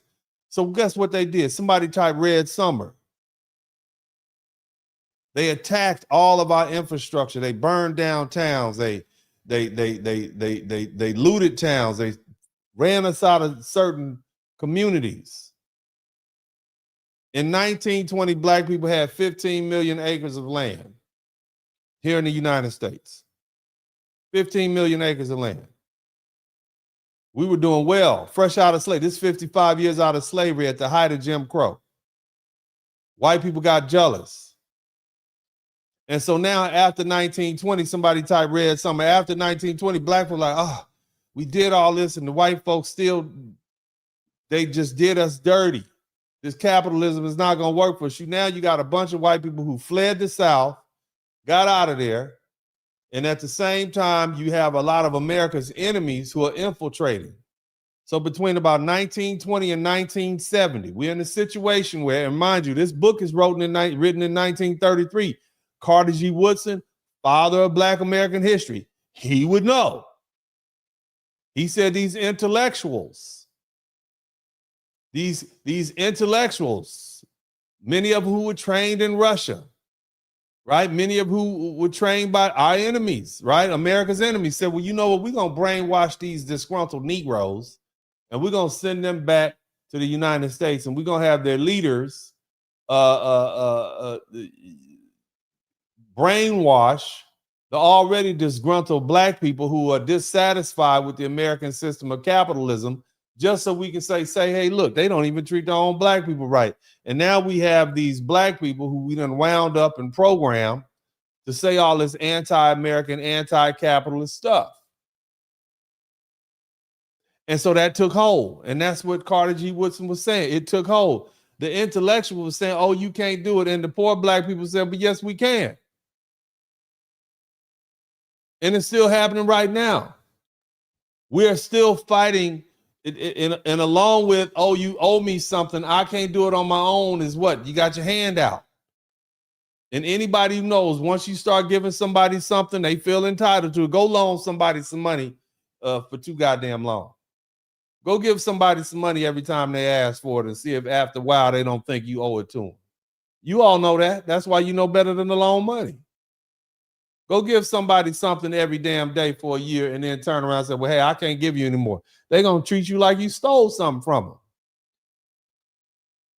So if you give a group of people all these entitlements, first of all, they lined us up and made us ready to accept these freebies because that's what socialism and communism is about. That's what the intellectuals sold us on. You heard Carter G. Woodson, he said that's what they were saying we needed to do. because this capitalism thing is where you heard. Read Carter. Don't be mad at me. Read Carter G. Woodson. Go argue with the father of Black American history. Don't argue with me. Go read the book. Don't be mad at me. Read the damn book. People like W.B. Du Bois, socialist. And they still got, y'all still believe, I'm gonna let this finish just so you don't. That the belief that you can't succeed in America because of the white power structure and that you need to overthrow capitalism in order to succeed is propaganda disguised as education. Who else did I say wanted to reach us with propaganda disguised as education? In order that the Negro may be reached with education and propaganda, and that he may be organized for activity, the following methods are recommended. Who do you think wanted to do this? All the way back in 1922, Soviet communists. People that look like this, actually. Ooh, he's saying the same thing I was saying a couple weeks ago. He's saying the same thing I was saying. Damn. As you can see, it was the communists that wanted to do this the entire time. It was their goal to reach us with education and propaganda so that we can be used for their purpose. The question is, pawns. They use us as pawns, and we still suffering from. You got white governments, the Russian and American governments fighting each other over who's going to be in charge, and they're using our black behinds as pawns, and some of y'all still fall for it. Some of you all still right now falling for it right now. Some of you are mad at this goddamn broadcast I'm giving right now. You mad right now. You've been wanting to call me a sellout and all that. I don't give a damn. You mad right now. Be mad at Carter G. Woodson. He the one to be mad at him. That's what you do. Did it work? It worked. And it's still working. All they got to do, all these folk got to do is come out and say, oh, we support black people. We support reparations. Y'all don't support it down. Here's an example. Here you go. This is what, watch, listen to all the black people clap. American just said about black Americans getting reparations. Listen to what the black people said. They are racist too. They don't like you either. Let's listen to what she said. This is, y'all watch how all the black people clap. But it's little, hey, listen to it. Watch this. Good afternoon, everyone. My name is Erin Kimura. I'm a 5th generation Chinese and Japanese American and a 5th generation San Franciscan. I'm here today to fully support black reparations because this is the bare ass minimum. Period. The bare ass minimum. You hear that? Does you think she sounds fully authentic about that? We hear them all the time, these Chinese and Russians. Oh yeah, the Iranians. Y'all was so happy that the Iranians made a Lego video for you guys saying, yes, America has done you wrong. Hell, the Iranians are racist to the black Iranians in South Iran right goddamn now. If they want to do something about racism, they can start in their own country. They got black people living in shanty towns in South Iran right now. They racist as hell over there. And you all think they like your black behinds? No, they don't. Every time you see a Chinese, a Russian, or somebody, oh yeah, black, they know all they got to do is stir up the dissension, is pretend like they on your side. They don't like you either. Nobody likes you. Nobody. Nobody likes you. You want to be liked so bad. You want people to like you. You want a hug. Nobody likes you. Like yourself. That's what you need, high self-esteem. We have collectively low self-esteem. We want people to like us and tell them we good Negroes. They don't like us. Let's keep listening. Minimum. History is enough of a reason. The dehumanization that we've seen is enough of a reason for why we need redress and reparations now. This is not an impossible reality, right? We've seen this with the Japanese Americans in the late 1980s. They received on a federal level reparations. And the fact that black folks and our black community and our brothers and sisters are still waiting for a formal. Hey, but the Japanese don't like black people. Did y'all not hear that little Japanese woman over in Zara in Japan call that black woman? I'm a Nigerian American. She said, Niga. She heard what she called her, the N-word with the hard ER. They don't like us either. But anytime there's a non-black person who co-signs with some black person or uses some slang or something like that, we just run up and applaud. Don't you know they're purposely trying to sow dissension? That's what they're trying to do. That's what I want you to understand. And we fell for it, and we keep falling for it. Not no more. Somebody type no more in the chat room. Somebody type not no more in the chat room. Apology. Ooh-wee. I'm just going to leave that there just to simmer. And I just really want to note, especially as an Asian American woman, I would not be here if it were not for the Black liberation struggle, the Black freedom fighters, culture creators, all them socialist sponsored organizations, and the world builders that have fought for my liberation. So no, we fought for our liberation, and you all came in and jumped the line and made it your liberation. That's what you did. Thank you. Thank you for your comments. Yeah. She's not wrong. Japanese Americans got federal reparations in the late 1980s. Black folks still waiting on an apology. That alone tells you everything about where we stand in this country. But here's the truth about reparations. As long as our identity is classified as... Yeah, all that is just administrative at this point. Let's listen to another video. Since we always venerate these black leaders from the past, I want you to understand something. Whether you like the United States or not, Hey, y'all. Our country is going to protect itself. Listen to what this brother, the Black Americans are not playing. Listen to this. Comment section, they reply. Hey, y'all. Take a look at this. I am now 100% confident that this is not our fight. We're not going on the front lines. Is manufactured by bots in the CIA. That doesn't mean that every single creator who is parroting this nonsense is a bot or the CIA, but I'm convinced that's where it's coming from. Why am I convinced? Because these people are saying the same thing over and over again. They're spamming my comment section. They're replying to multiple comments. They're flooding my comments saying the same talking points. We're not going out on the front lines. This is not our fight. Black people, we stay home. We're resting. You're saying the same thing in the same exact way, in the same exact cadence. This is not organic. These people are... He need to go ahead and land the plane. Let's just scoot on ahead a little bit. Marches, we haven't been organizing them, but he's claiming otherwise. Who sounds like the op, y'all? Something else that I noticed. I checked out dude's account before I blocked him. And if you notice, all the videos that I saw that he's made them from his house. He's standing, looks like in his kitchen or in his living room. And he's not the only one. All these other folks who are making these videos trying to intimidate and persuade and shame Black Americans into going out in these streets and placing ourselves in harm's way, they have their asses in their house. I haven't seen one yet who's out in the street filming saying that we should go out there and join them. No. They're laying. We're growing up. We're a lot more mature than we are. Somebody type, we're resting in the chat room. Again, this is people that still trying to fulfill this Democrat propaganda. We're not doing it. Here's one more, and then we're gonna get back to the broadcast. Y'all check this out. Hampton. That's not a conspiracy theory. It's literally on his Wikipedia. Again, remember I told you guys, Fred Hampton, socialist. Black Panther Party, socialist. And we always say, well, they just killed them because they were black.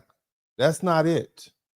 They unalived them. The United States government unalived them because of the things they were teaching. There's plenty of black people. If they just wanted to kill, they didn't have to go all the way to his apartment in Chicago to kill him. There's plenty of black people in DC. They could have stopped there. Okay? It wasn't because he was black. Listen carefully.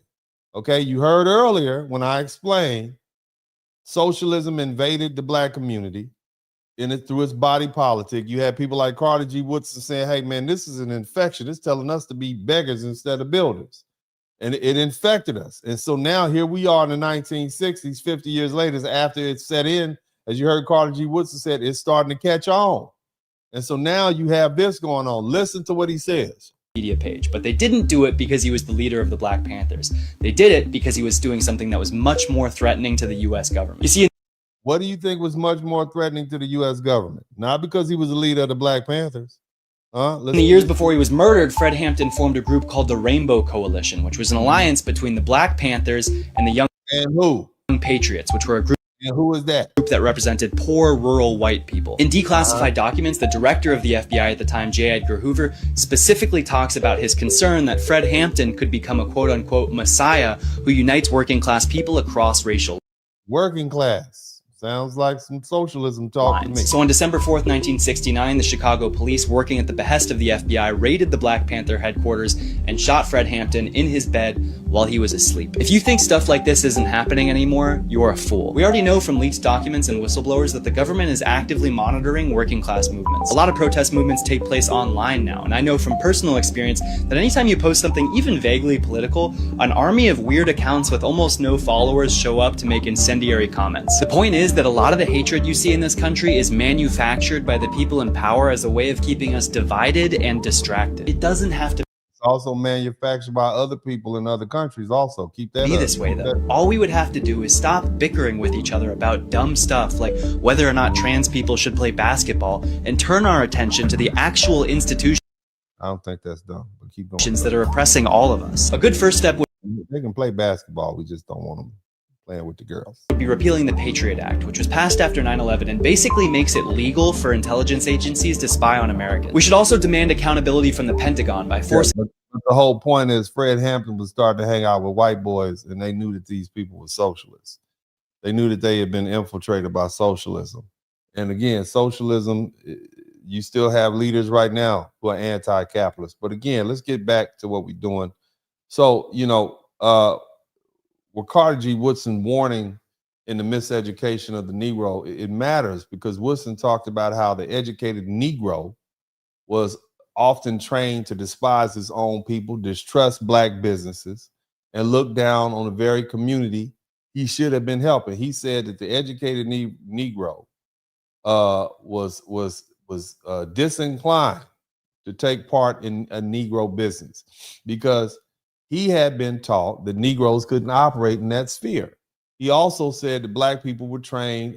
He also said black people were trained in business schools to admire Wall Street while despising the smaller businesses among their own people, like running an ice wagon or pushing a banana cart or selling peanuts. And then he said foreigners studied black people, took up that business, and got rich.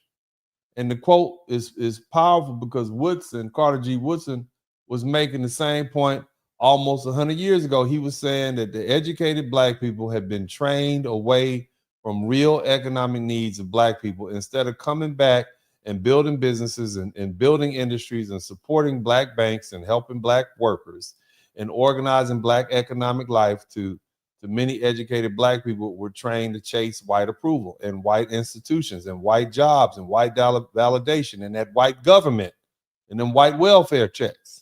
You see, that's what it was. And when that happened, the masses were left without proper leadership. Woodson even went further. He said that the educated Negro abandoned the underdeveloped Negro. He said that when white people saw members of their own race going downward, they worked out plans to lift them up. But the Negro too often forgot the delinquents of his own race. Okay. Now, on the flip side, he also said that, hey, these same black educated people have been brainwashed by socialism to basically not even believe that capitalism will work. So how are we supposed to take care of ourselves? So what they did was train several generations of black people to look for handouts, socialist style handouts from white folks. And that's where we failed. You understand what I'm saying? This is what we're dealing with. So this great separation inside of Black America is really about correcting that mistake. It's about saying we're not going to keep letting the lowest functioning segment define the whole group. We're not going to keep pretending that dysfunction is culture. We're not going to keep pretending that being educated is acting white and being married is corny or lame or is holding you back, ladies. You don't be locked down. You better get married with your sad selves out there. You can't even change a light bulb by yourself. Talk about you don't want a husband. You better get one. It's all the fellas out there who are 5'7" and shorter. I want all y'all to put a 1 in the chat room. All my short kings. All y'all, all the brothers who are 5'7". I want put your number out there. Put 5'7" in the chat room. All of y'all. You better get you one of these men. You're going to need a man. You're going to be out there like that lady who played in, what's that movie? What's her name? Talking about she want a man now. Vivica Fox. Y'all want to be 61 like Vivica Fox, talking about she ready to settle down. Have you heard Vivica Fox talking about she ready to settle down? Have y'all heard that? She's 61. She's 61. She probably got rheumatoid arthritis and feet that look like knuckles. Now she ready to settle down. You better get you a man. Six pack my ass. You better get you a man with a job. Every man out here who has a damn tool belt, you better get you one. That's what you need. That's what you need. Get your own man too. There's plenty of them out. Get your own man. You talk to him. Cook for him. Nice. I don't give relationship advice. But this is where this came from, all this independence. You're a damn fool. We are interdependent. You hear me? Interdependent. That's what you need to be. Interdependent. And independent, you missing some ERs. You missing that part. Damn it. Crazy selves. I don't know who y'all was listening to tell you don't need them, but yes, you do. You keep having babies, you need them for something, don't you? Get your own man. Stop trying to steal somebody else's man. He don't belong to you. All right? But again, all right, we're not going to keep pretending that being educated is acting white. That's what we're going to stop that. That's not liberation. Dressing well and being respectable and going to church, it's not outdated. Owning property is not assimilation. Building a business is not selfish. And damn sure that's not liberation either. Okay? The old Black America, even when we were poor, we understood dignity and understood shame. That's why I'm going to keep the little sport coat on. Try to look nice for y'all. That's why I do. Trying to set an example. They understood shame even when we were poor. They understood order. They understood church, and it was necessary. They knew how important family was, even if you don't like them sometimes. They understood that your name and reputation meant something. You shouldn't be out there twerking and cutting up and acting a fool all on the internet. People can see you. We see you. You a school teacher and you up there twerking at the Sunday brunch. What's wrong with you? If you lost your mind? People understood how you carried yourself matters. They understood that children need correction. Somebody type gentle parenting, my ass in the chat room. Somebody type gentle parenting, my ass in the chat room. If you got your butt whooped, if you used to get whipped with a switch, a extension cord, or a belt, okay? I don't want to hear you people who got hit with chancletas. I don't want to hear you time out people. I don't want to hear nothing y'all got to say. If you got whooped with a extension cord, a switch, and a belt, and a bonus point for people who had to actually go get their own switch. For people who had, and don't, bonus point for people who had to get their own switch from the big tree. Don't be getting them small switches. Okay, your switch had to at least be 3 feet long with a sharp tip on the end. Okay, we don't do gentle parenting. Did my son look like he was gently parented? Do y'all see my son and he quiet and well? Yes, Dad. Yes, of course. Did he look like I was a gentle parent? Absolutely not. That's why he got a job. That's why he's in school. Okay, that's why. Because Uncle D is not a gentle. I should give a parenting class. Let me come over and look at them badass kids. I would look. I was at a wedding and somebody's badass little 2-year-old was running around the goddamn wedding. And I said, come here. Sit your ass. Where's your mom at? Go, where's your mom? I grabbed that little child. Where's your mom at? I sure would. Don't have no bad children around. I'm gonna put your children. I'll check your kids. I'll check you too. I'll check you and them kids. I don't want no bad ass. I don't even like kids. I just want every one of y'all to know. See them kids back there? They're my kids. The only reason I deal with them because they mine. See them little big head little boys right there? That's all up. Dennis, Roman, and Elijah. See them? I don't like kids. Okay? That makes my job of being a parent a lot easier because I don't like you in the first place. You just here. I tell my kids all the time, I can't wait till y'all get older. I say, so y'all can get on up out of it. If you call too much and I get tired of talking to you, I'm going to start asking you for money every time you call. And then you're going to stop calling me. Hey, Daddy, how you doing? How you doing? We just talked the other day. But since I got you on the phone, let me borrow $20. Cash at me $25. I'm every time they call, so they'll stop calling. I don't like kids, especially bad kids. I don't like them at all. Ugly ass, bad ass kid. I don't like nobody kid. But anyway, let me get back to the broadcast. But like I said, you're dealing with a great separation right now. You understand? Kids understood correction, you know? And men needed responsibility and women needed protection. There's nothing wrong with that. And the community has standards, and we didn't always live up to it perfectly, but we knew what standards were. Shout out to Changi G. I can't say that. Okay. Now again, there's great separation between black people who want to recover that builder spirit, right? That black people who want to keep making excuses for the collapse. Who are you gonna be? Huh? Who's it gonna be? One side is saying we're going back to building families and businesses and schools and churches and institutions and money and discipline and ownership. And the other side is saying, don't judge me. So somebody say, only God can judge.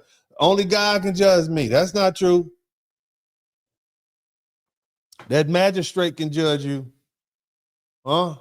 Your probation officer can judge you. They said, don't judge me, don't separate, don't criticize, don't be a classist. Don't act like you better than us. Somebody type respectability politics. No serious people survive like that. Every serious group of people protects its builders, its professionals, its families, and its institutions. And it's because that's the future. So again, no poor, degenerate folk. You don't speak for all black people. We not poor. They may be loud. They go viral. They're useful to the Democrats and the media companies and the social media reaction videos. But they don't represent the whole of Black America. And the real Black America is still building. The real Black America is still working. The real Black America is still going to church and raising children and getting degrees and starting businesses and buying homes and joining the military and joining the fire department and the police department and getting promotions and teaching school and fixing appliances and practicing law and practicing medicine and going to nursing school, selling real estate, trying to leave something behind. And the only difference now is that this side of Black America is finally starting to speak again. And when that happens, the great separation becomes unavoidable. That's where we at. That's where we at. Now, we almost there. We almost finished, but the first thing I need to do is I'm gonna read these super chats, but let me tell y'all something. We need some more people. I don't want y'all to see how much little money I made. I don't trust y'all like that. I don't trust y'all like, let me put the little napkin up. This is where we at. We need exactly 83 people to subscribe to the channel. Look at that. Look how close we are. We need 83 people to, I know it's backwards. We need 83 people to subscribe to the channel and we'll be 100,000. I need 83 people to subscribe to the channel. Go ahead and subscribe to the channel. Don't be ugly. Don't be ugly out here. Go ahead and do what you got to do. I got a special surprise for everybody once we get to that 83 people. Go ahead and subscribe. Take the time. Do I have to do what I do? Ladies, gentlemen, I guess I do. I'm going to call you out. Everybody out there, all my people. All right, we need 81 people. Uh-oh, Lord Jesus, we need 79 people. We getting there. We need 79 people to subscribe to the channel. So I need to call you out. All my people who only go to church on first Sundays. Subscribe to the channel. This is for you. You're a half Christian. You don't really believe. You're a part-time believer. I need you to subscribe to the channel. Believe in that. Okay? All my people with a bunion on your right foot. All my people with bunions on your right foot. You know that foot go in like that? You know that toe go in like that? All y'all, subscribe to the channel. All my people with a bunion on your right foot, subscribe to the channel. All my people with a baby toe that sit up on that toe next to it like that. That one right there, go ahead and subscribe to the channel. All of you all, 75 subscribers. We almost there. All my people with the baby toe that go up like that, on the toe, on the foot, subscribe to the, all of y'all, go ahead. Subscribe to the channel. Do it now. Everybody who have a lift, if you have a lift when you speak, subscribe to the channel right now. If you speak with a lift and you've been to all the people who try to help you speak, subscribe to the channel now. If you stutter when you speak, subscribe to the channel. If you stutter and can't say all the words that you want to say as fast as you want to say them, subscribe to the channel right now. Okay? Go ahead and subscribe to the channel right now. Okay? 70 people. We need 70 people to subscribe. So we got the people on the right foot, people with the right bunion. Put on the bunion on the right foot. We got all the stutterers. Okay? We got all the people with the lift. If you got a lift, subscribe to the channel. If you are sitting in your bed right now, because I know I got a lot of elders here. Anybody who is 65 and older and you got all your teeth, okay? If you have all your teeth, subscribe to the channel. Everybody who has all their teeth, subscribe to the channel right now. If you have all of your teeth in your mouth, okay? No implants, no dentures, subscribe to the channel. All the people who used to see their grandma's teeth in a cup next to the bed when they were children, subscribe to the channel right now. Everybody who used to watch their grandma take their teeth out and put them in the cup next to the bed, subscribe to the channel right now. I need you to do that. Okay, I need you to go ahead and make that happen. Let's keep it there. All my pissy cats. Everybody who used to pee in the bed, subscribe to the channel. All my pissy cats. You couldn't go visit nobody at their house because you was afraid you might pee on yourself in the bed and get embarrassed. Subscribe to the channel right now. I should see, oh, wow, we just got another 15 people. All my pissy cats. Shout out to the pissy cats. Everybody who peed on themselves in the bed at night. Subscribe to that. Thank you so much. Thank you so much. We got a lot of pissy cats out. Golly, the pissy cats are over the top. I appreciate y'all. All you all who peed in the bed. Golly, you woke up just warm. You felt safe. And next thing you know, you out there smelling like the toilet overflowed, huh? Oh, my pissy cat. Shout out to all the pissy cats. Shout out to all my wig wearers. Ladies, if you wore a wig within the past 72 hours, subscribe to the channel right now. All my wig wearers, subscribe to the channel. If you have worn a wig in the past 72 hours, subscribe to the channel right now. I need you to do that. Don't run from it. Don't run from it. We're going to get there. We're going to get there. Okay, I need you all to subscribe. So we got the false teeth people. All my people who have, hey, look, here you go.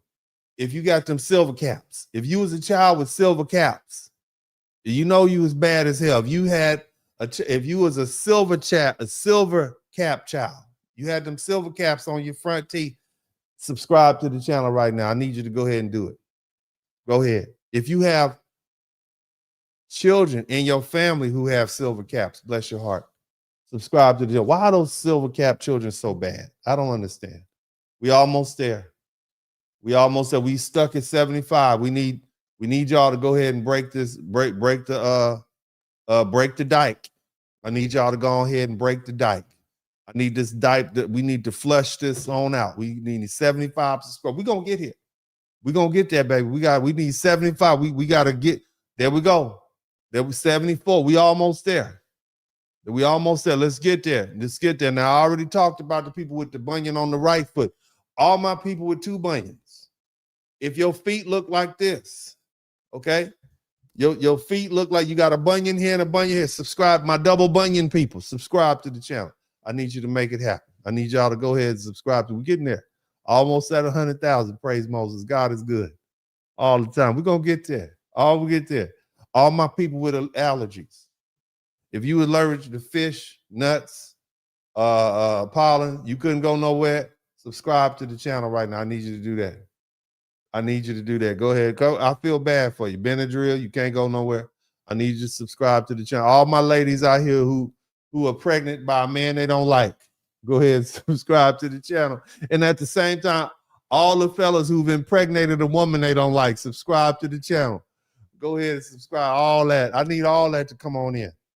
We're going to get there tonight, baby. We're going to get there tonight. We're going to get there. But first, I'm going to go ahead. Y'all do that.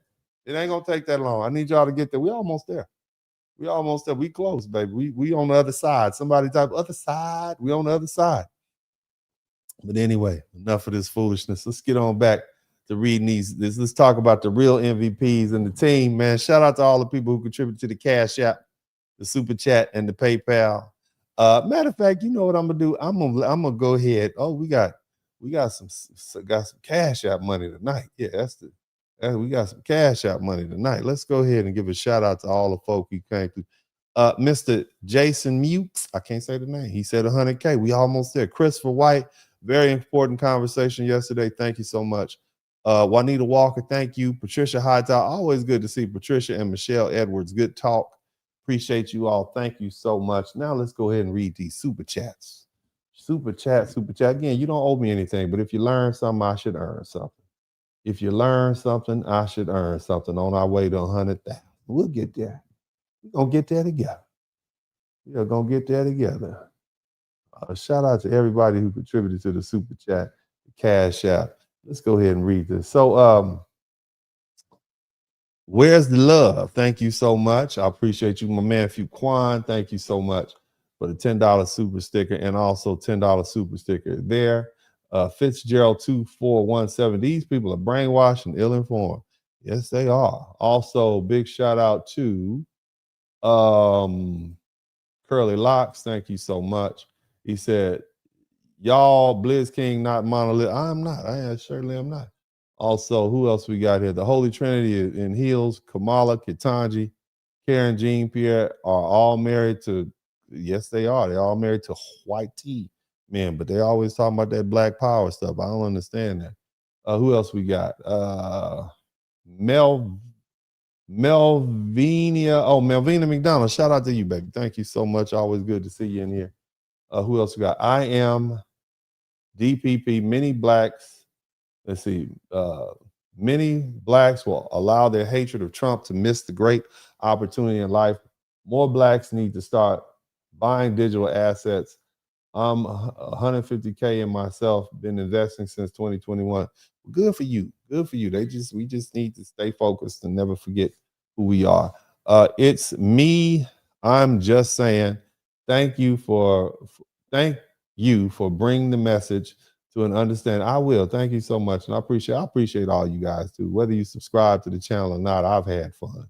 I've had a lot of fun. Also, Gail Crawford, appreciate you for the $199. I am DPP. We should have never integrated the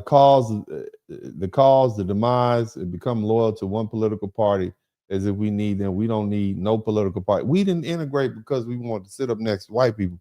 We integrated because white people would take our money, our tax dollars, and spend it on white people stuff. They didn't give us our stuff. They would take our money. They would take our tax dollars, and they would take it across town and put it in the white schools and the white neighborhoods.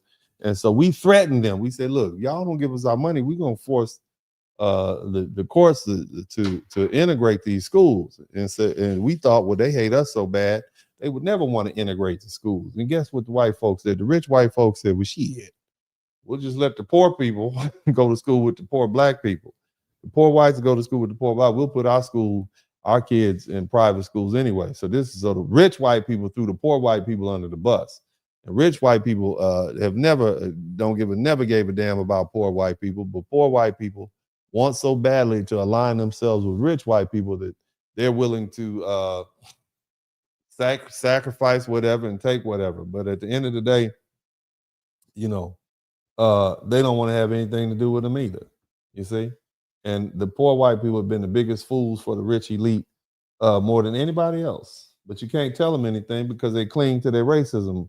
Racism is white people butter biscuits. You hear me? Racism is poor white people butter biscuits. That's all they have, as long as they feel better than you. And so they have been tricked by rich white people to believe that they are better than poor black people, and that keeps them from being dissatisfied. At least you're better than somebody. That's generally how that goes.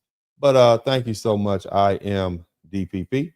Also, Chang G3. Thank you for the $10 super sticker. I am DPP. As the saying of Ralph Waldo Emerson, be self-reliant. Ain't that the truth? And also, big shout out to Super. Now, we got 14 super chats. That's pretty cool. I appreciate you guys. Here's what I want y'all to do. I want y'all to take the opportunity to subscribe to the channel if you hadn't already. Make sure we do that. And then we're going to, at some point, I got a couple more things to say. I appreciate you guys. We got a couple of more things. I got that blistering closing statement. But again, as I said before, I need you all to do what you got to do. And I need you to subscribe to the channel. If you haven't subscribed to the channel already, make sure you take the opportunity to do that. But the other thing I want to do is I want to make sure you all know I've started another channel. It's called the Spurling Legacy Channel. So you guys, I'll be advertising that. We're going to do some different things over there. But again, I need y'all to do what you got to do. I'll take the opportunity to, I'll take the opportunity to speak on a little bit more. But hold on for a minute. I want y'all to check. Shout out to everybody who's contributed to Super Chat. I'm glad 15 people learned something. I wish more people had learned something, but we're not finished. But maybe some of you all will learn something.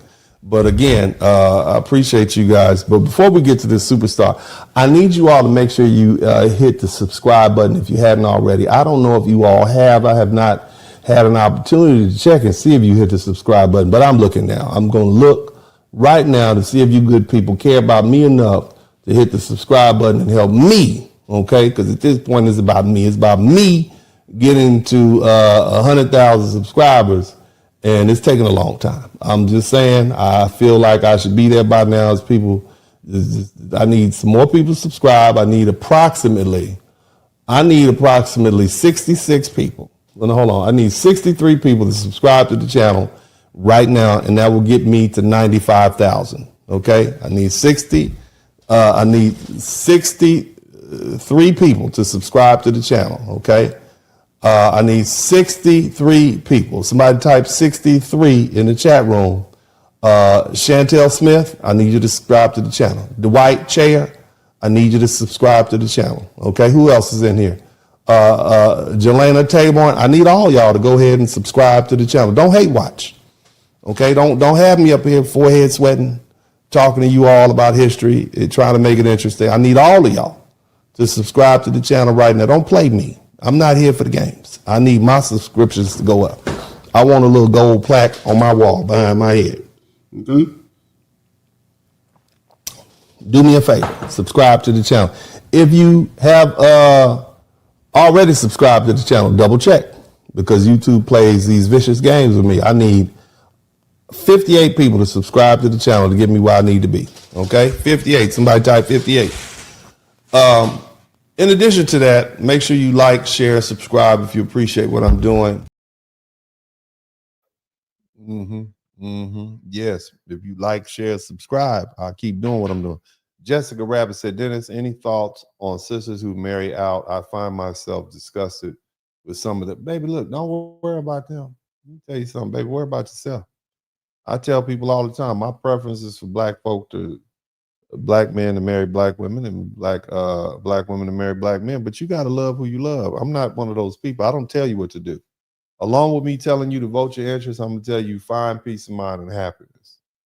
Okay? It's none of anybody's business. You find somebody like you and they're going to take care of you and they love you and they treat you well. You got to do what you got to do. You don't need to make any excuses for it. Period. Okay? Nobody tells you what to do. This ain't Dr. Umar Johnson over here. I don't get in your business like that. I want you to be happy. I want you to be happy. You find your happiness. Okay? And don't worry about what other people have. I'm not one of them people, Jessica Rabbit. But again, you're entitled to feel how you want to feel, but worrying about other people is not going to make you any happy. Whether they marry black or white or whoever they marry, that's not going to affect your life one way or the other. You understand what I'm saying?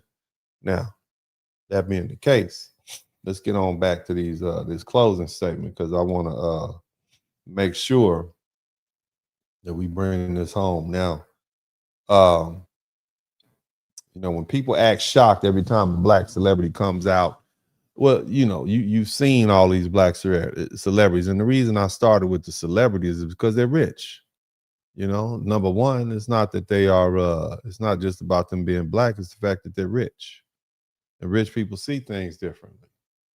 Okay, you wonder why all these black celebrities have turned conservative all of a sudden? Well, they come out saying positive things about Donald Trump. I don't know why. Why are you shocked? Huh? You all were shocked when Nicki Minaj showed public support for Donald Trump. They were shocked when Snoop Dogg, and the same Snoop Dogg that said F Donald Trump that song, turned around and said he had nothing but love and respect for Donald Trump. They were shocked when reports came out that Chili from TLC was donating to Trump-aligned political groups, even though she later denied being MAGA and said it was a mistake. They're shocked every time because they still think black people are supposed to be politically obedient. And we know we're not. Are we? But see, the truth is this: celebrities are showing you something that's already happening underneath the surface in the black community.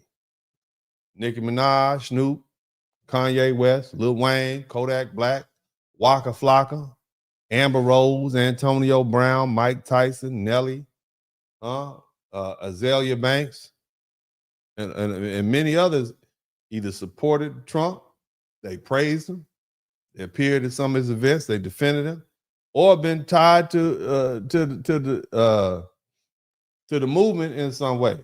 And now everybody's not the same. Some of them are full-on supporters. Some of them are just issue-based supporters. Some of them are just like how Trump moves. And some of them respect what he did for them personally, like Kodak Black. And some of them are just testing the waters. But the point is still the same. The wall is cracking. And let's stop pretending we don't understand why. A lot of these black people are rich. They're not broke. They're not waiting on a welfare check. They're not fresh off a plantation in the South from picking cotton. They're not living based on Democratic Party slogans. They worked hard, like many of you. They built something, like many of you. They made money, like many of you. And now they want to hold on to what they have, like many of you. And when you get money, you start seeing politics a whole lot differently. When you get money, you realize your money separates you from a lot of institutional racism that poor black people are still trapped under. You live in better neighborhoods. You send your children to better schools. You hire lawyers. You ain't worried about a traffic ticket. You got a lawyer for that. You hire accountants. You build teams. You move differently. You start living like an owner and thinking like an owner. And that's why rich people often become more conservative. That's not a mystery. That's human nature. When you have nothing, you vote like you need somebody to give you something. But when you've built something, you vote like you need somebody to protect it. That's why Democrats are nervous. Listen. That's why Democrats are nervous. Because, see, all these celebrities are these black celebrities. They're just the first ones to say it out loud. But regular black Americans, like many of the people listening to me right now, are going to follow in that same vein. They don't have that Nicki Minaj money. They don't have Snoop Dogg money. They don't have Lil Wayne money. But a lot of regular black people have the same value system. Work hard, build something, protect your children, keep your money, keep more of your money as much as your money as you can. Buy property, start a business. Stop letting these politicians use racism like it's some kind of leash. And we need to keep it a buck. You don't need to become a multimillionaire artist or athlete or entertainer or business owner. You don't become that by sitting around the house waiting on a check, waiting for the government to give you something. Do you? You got to get up, get out, and get something. Don't let the days of your life pass you by. You got to hustle. You got to sacrifice. You have to learn the game. You have to master your craft. You have to turn your name into a business.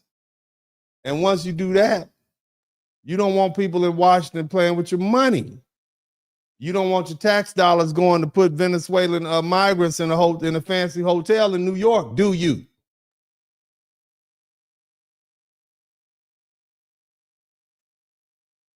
You focus on your business, your children, and your future. And that's the part that Democrats don't want to hear. Money talks, bullshit walks. And for all you black Democrats, you keep calling these people sellouts. We don't give a damn about you. You broke.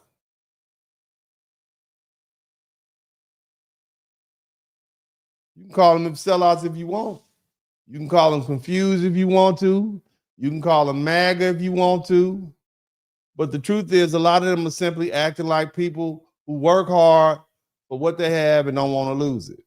And they damn sure don't want some immigrants brought over here to replace us and use up all the resources we have in our community, set aside for black people. That's not selling out. That's protecting our interests. And let's not forget the bigger point.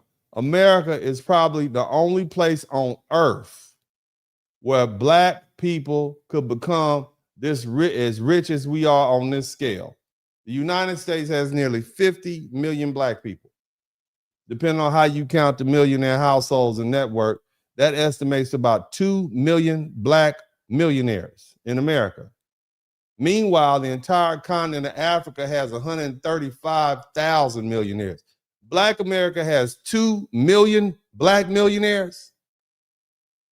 The 54 countries in the whole continent of Africa have 135,000 millionaires. Think about that. So let's stop acting like America has produced nothing for black people. That's just not true. And I'm not saying we're not behind white people, but who you compare yourself to? You compare it to people who had a 400-year head start and a social network. Compare yourself to the rest of the African world. Black Americans are the richest population of Africans on this planet, and we earn every bit of it. It didn't happen by accident.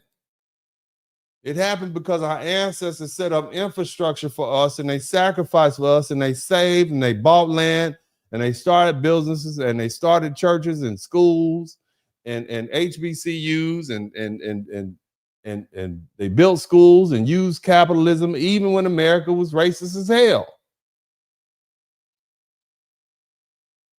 And that's what we need to get back to. We don't need any more slogans. We don't need any more murals. We don't need any more performative politics. We don't need any more speeches about oppression from people who never built anything. You heard what Carter G. Woodson said. They were confused back then. We need more money. Somebody type money in the chat room. We need more money. We need more ownership, businesses, land, investments, schools. We need more institutions. We need more skilled workers.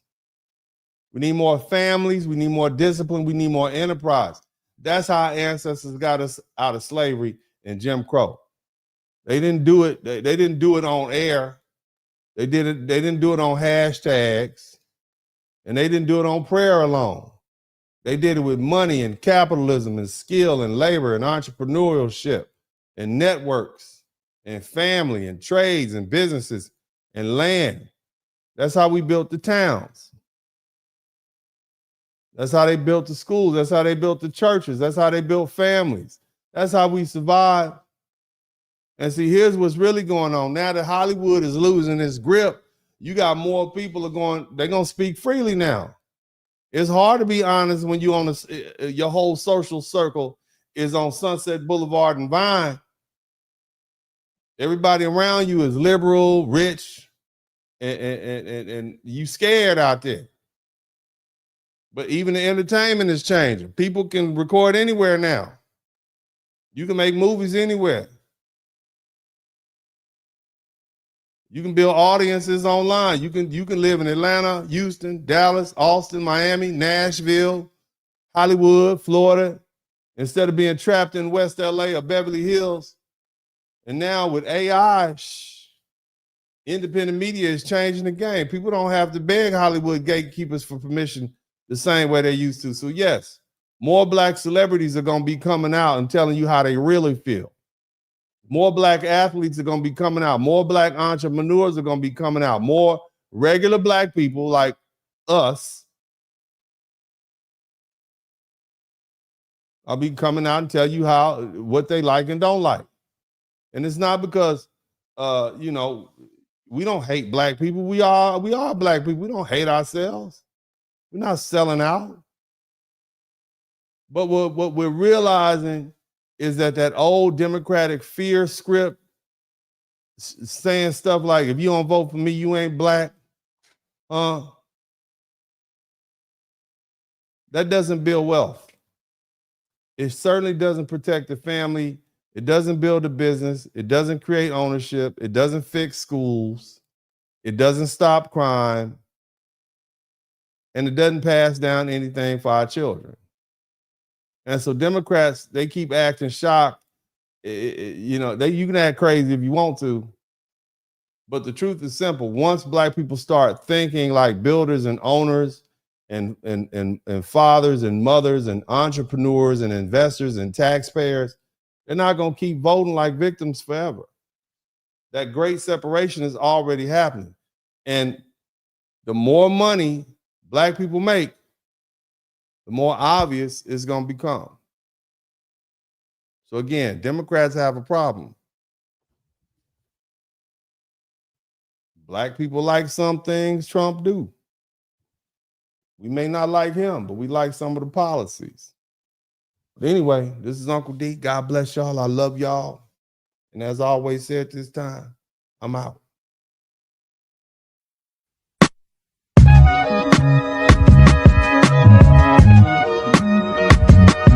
In the Spurling podcast, hit the like button, subscribe.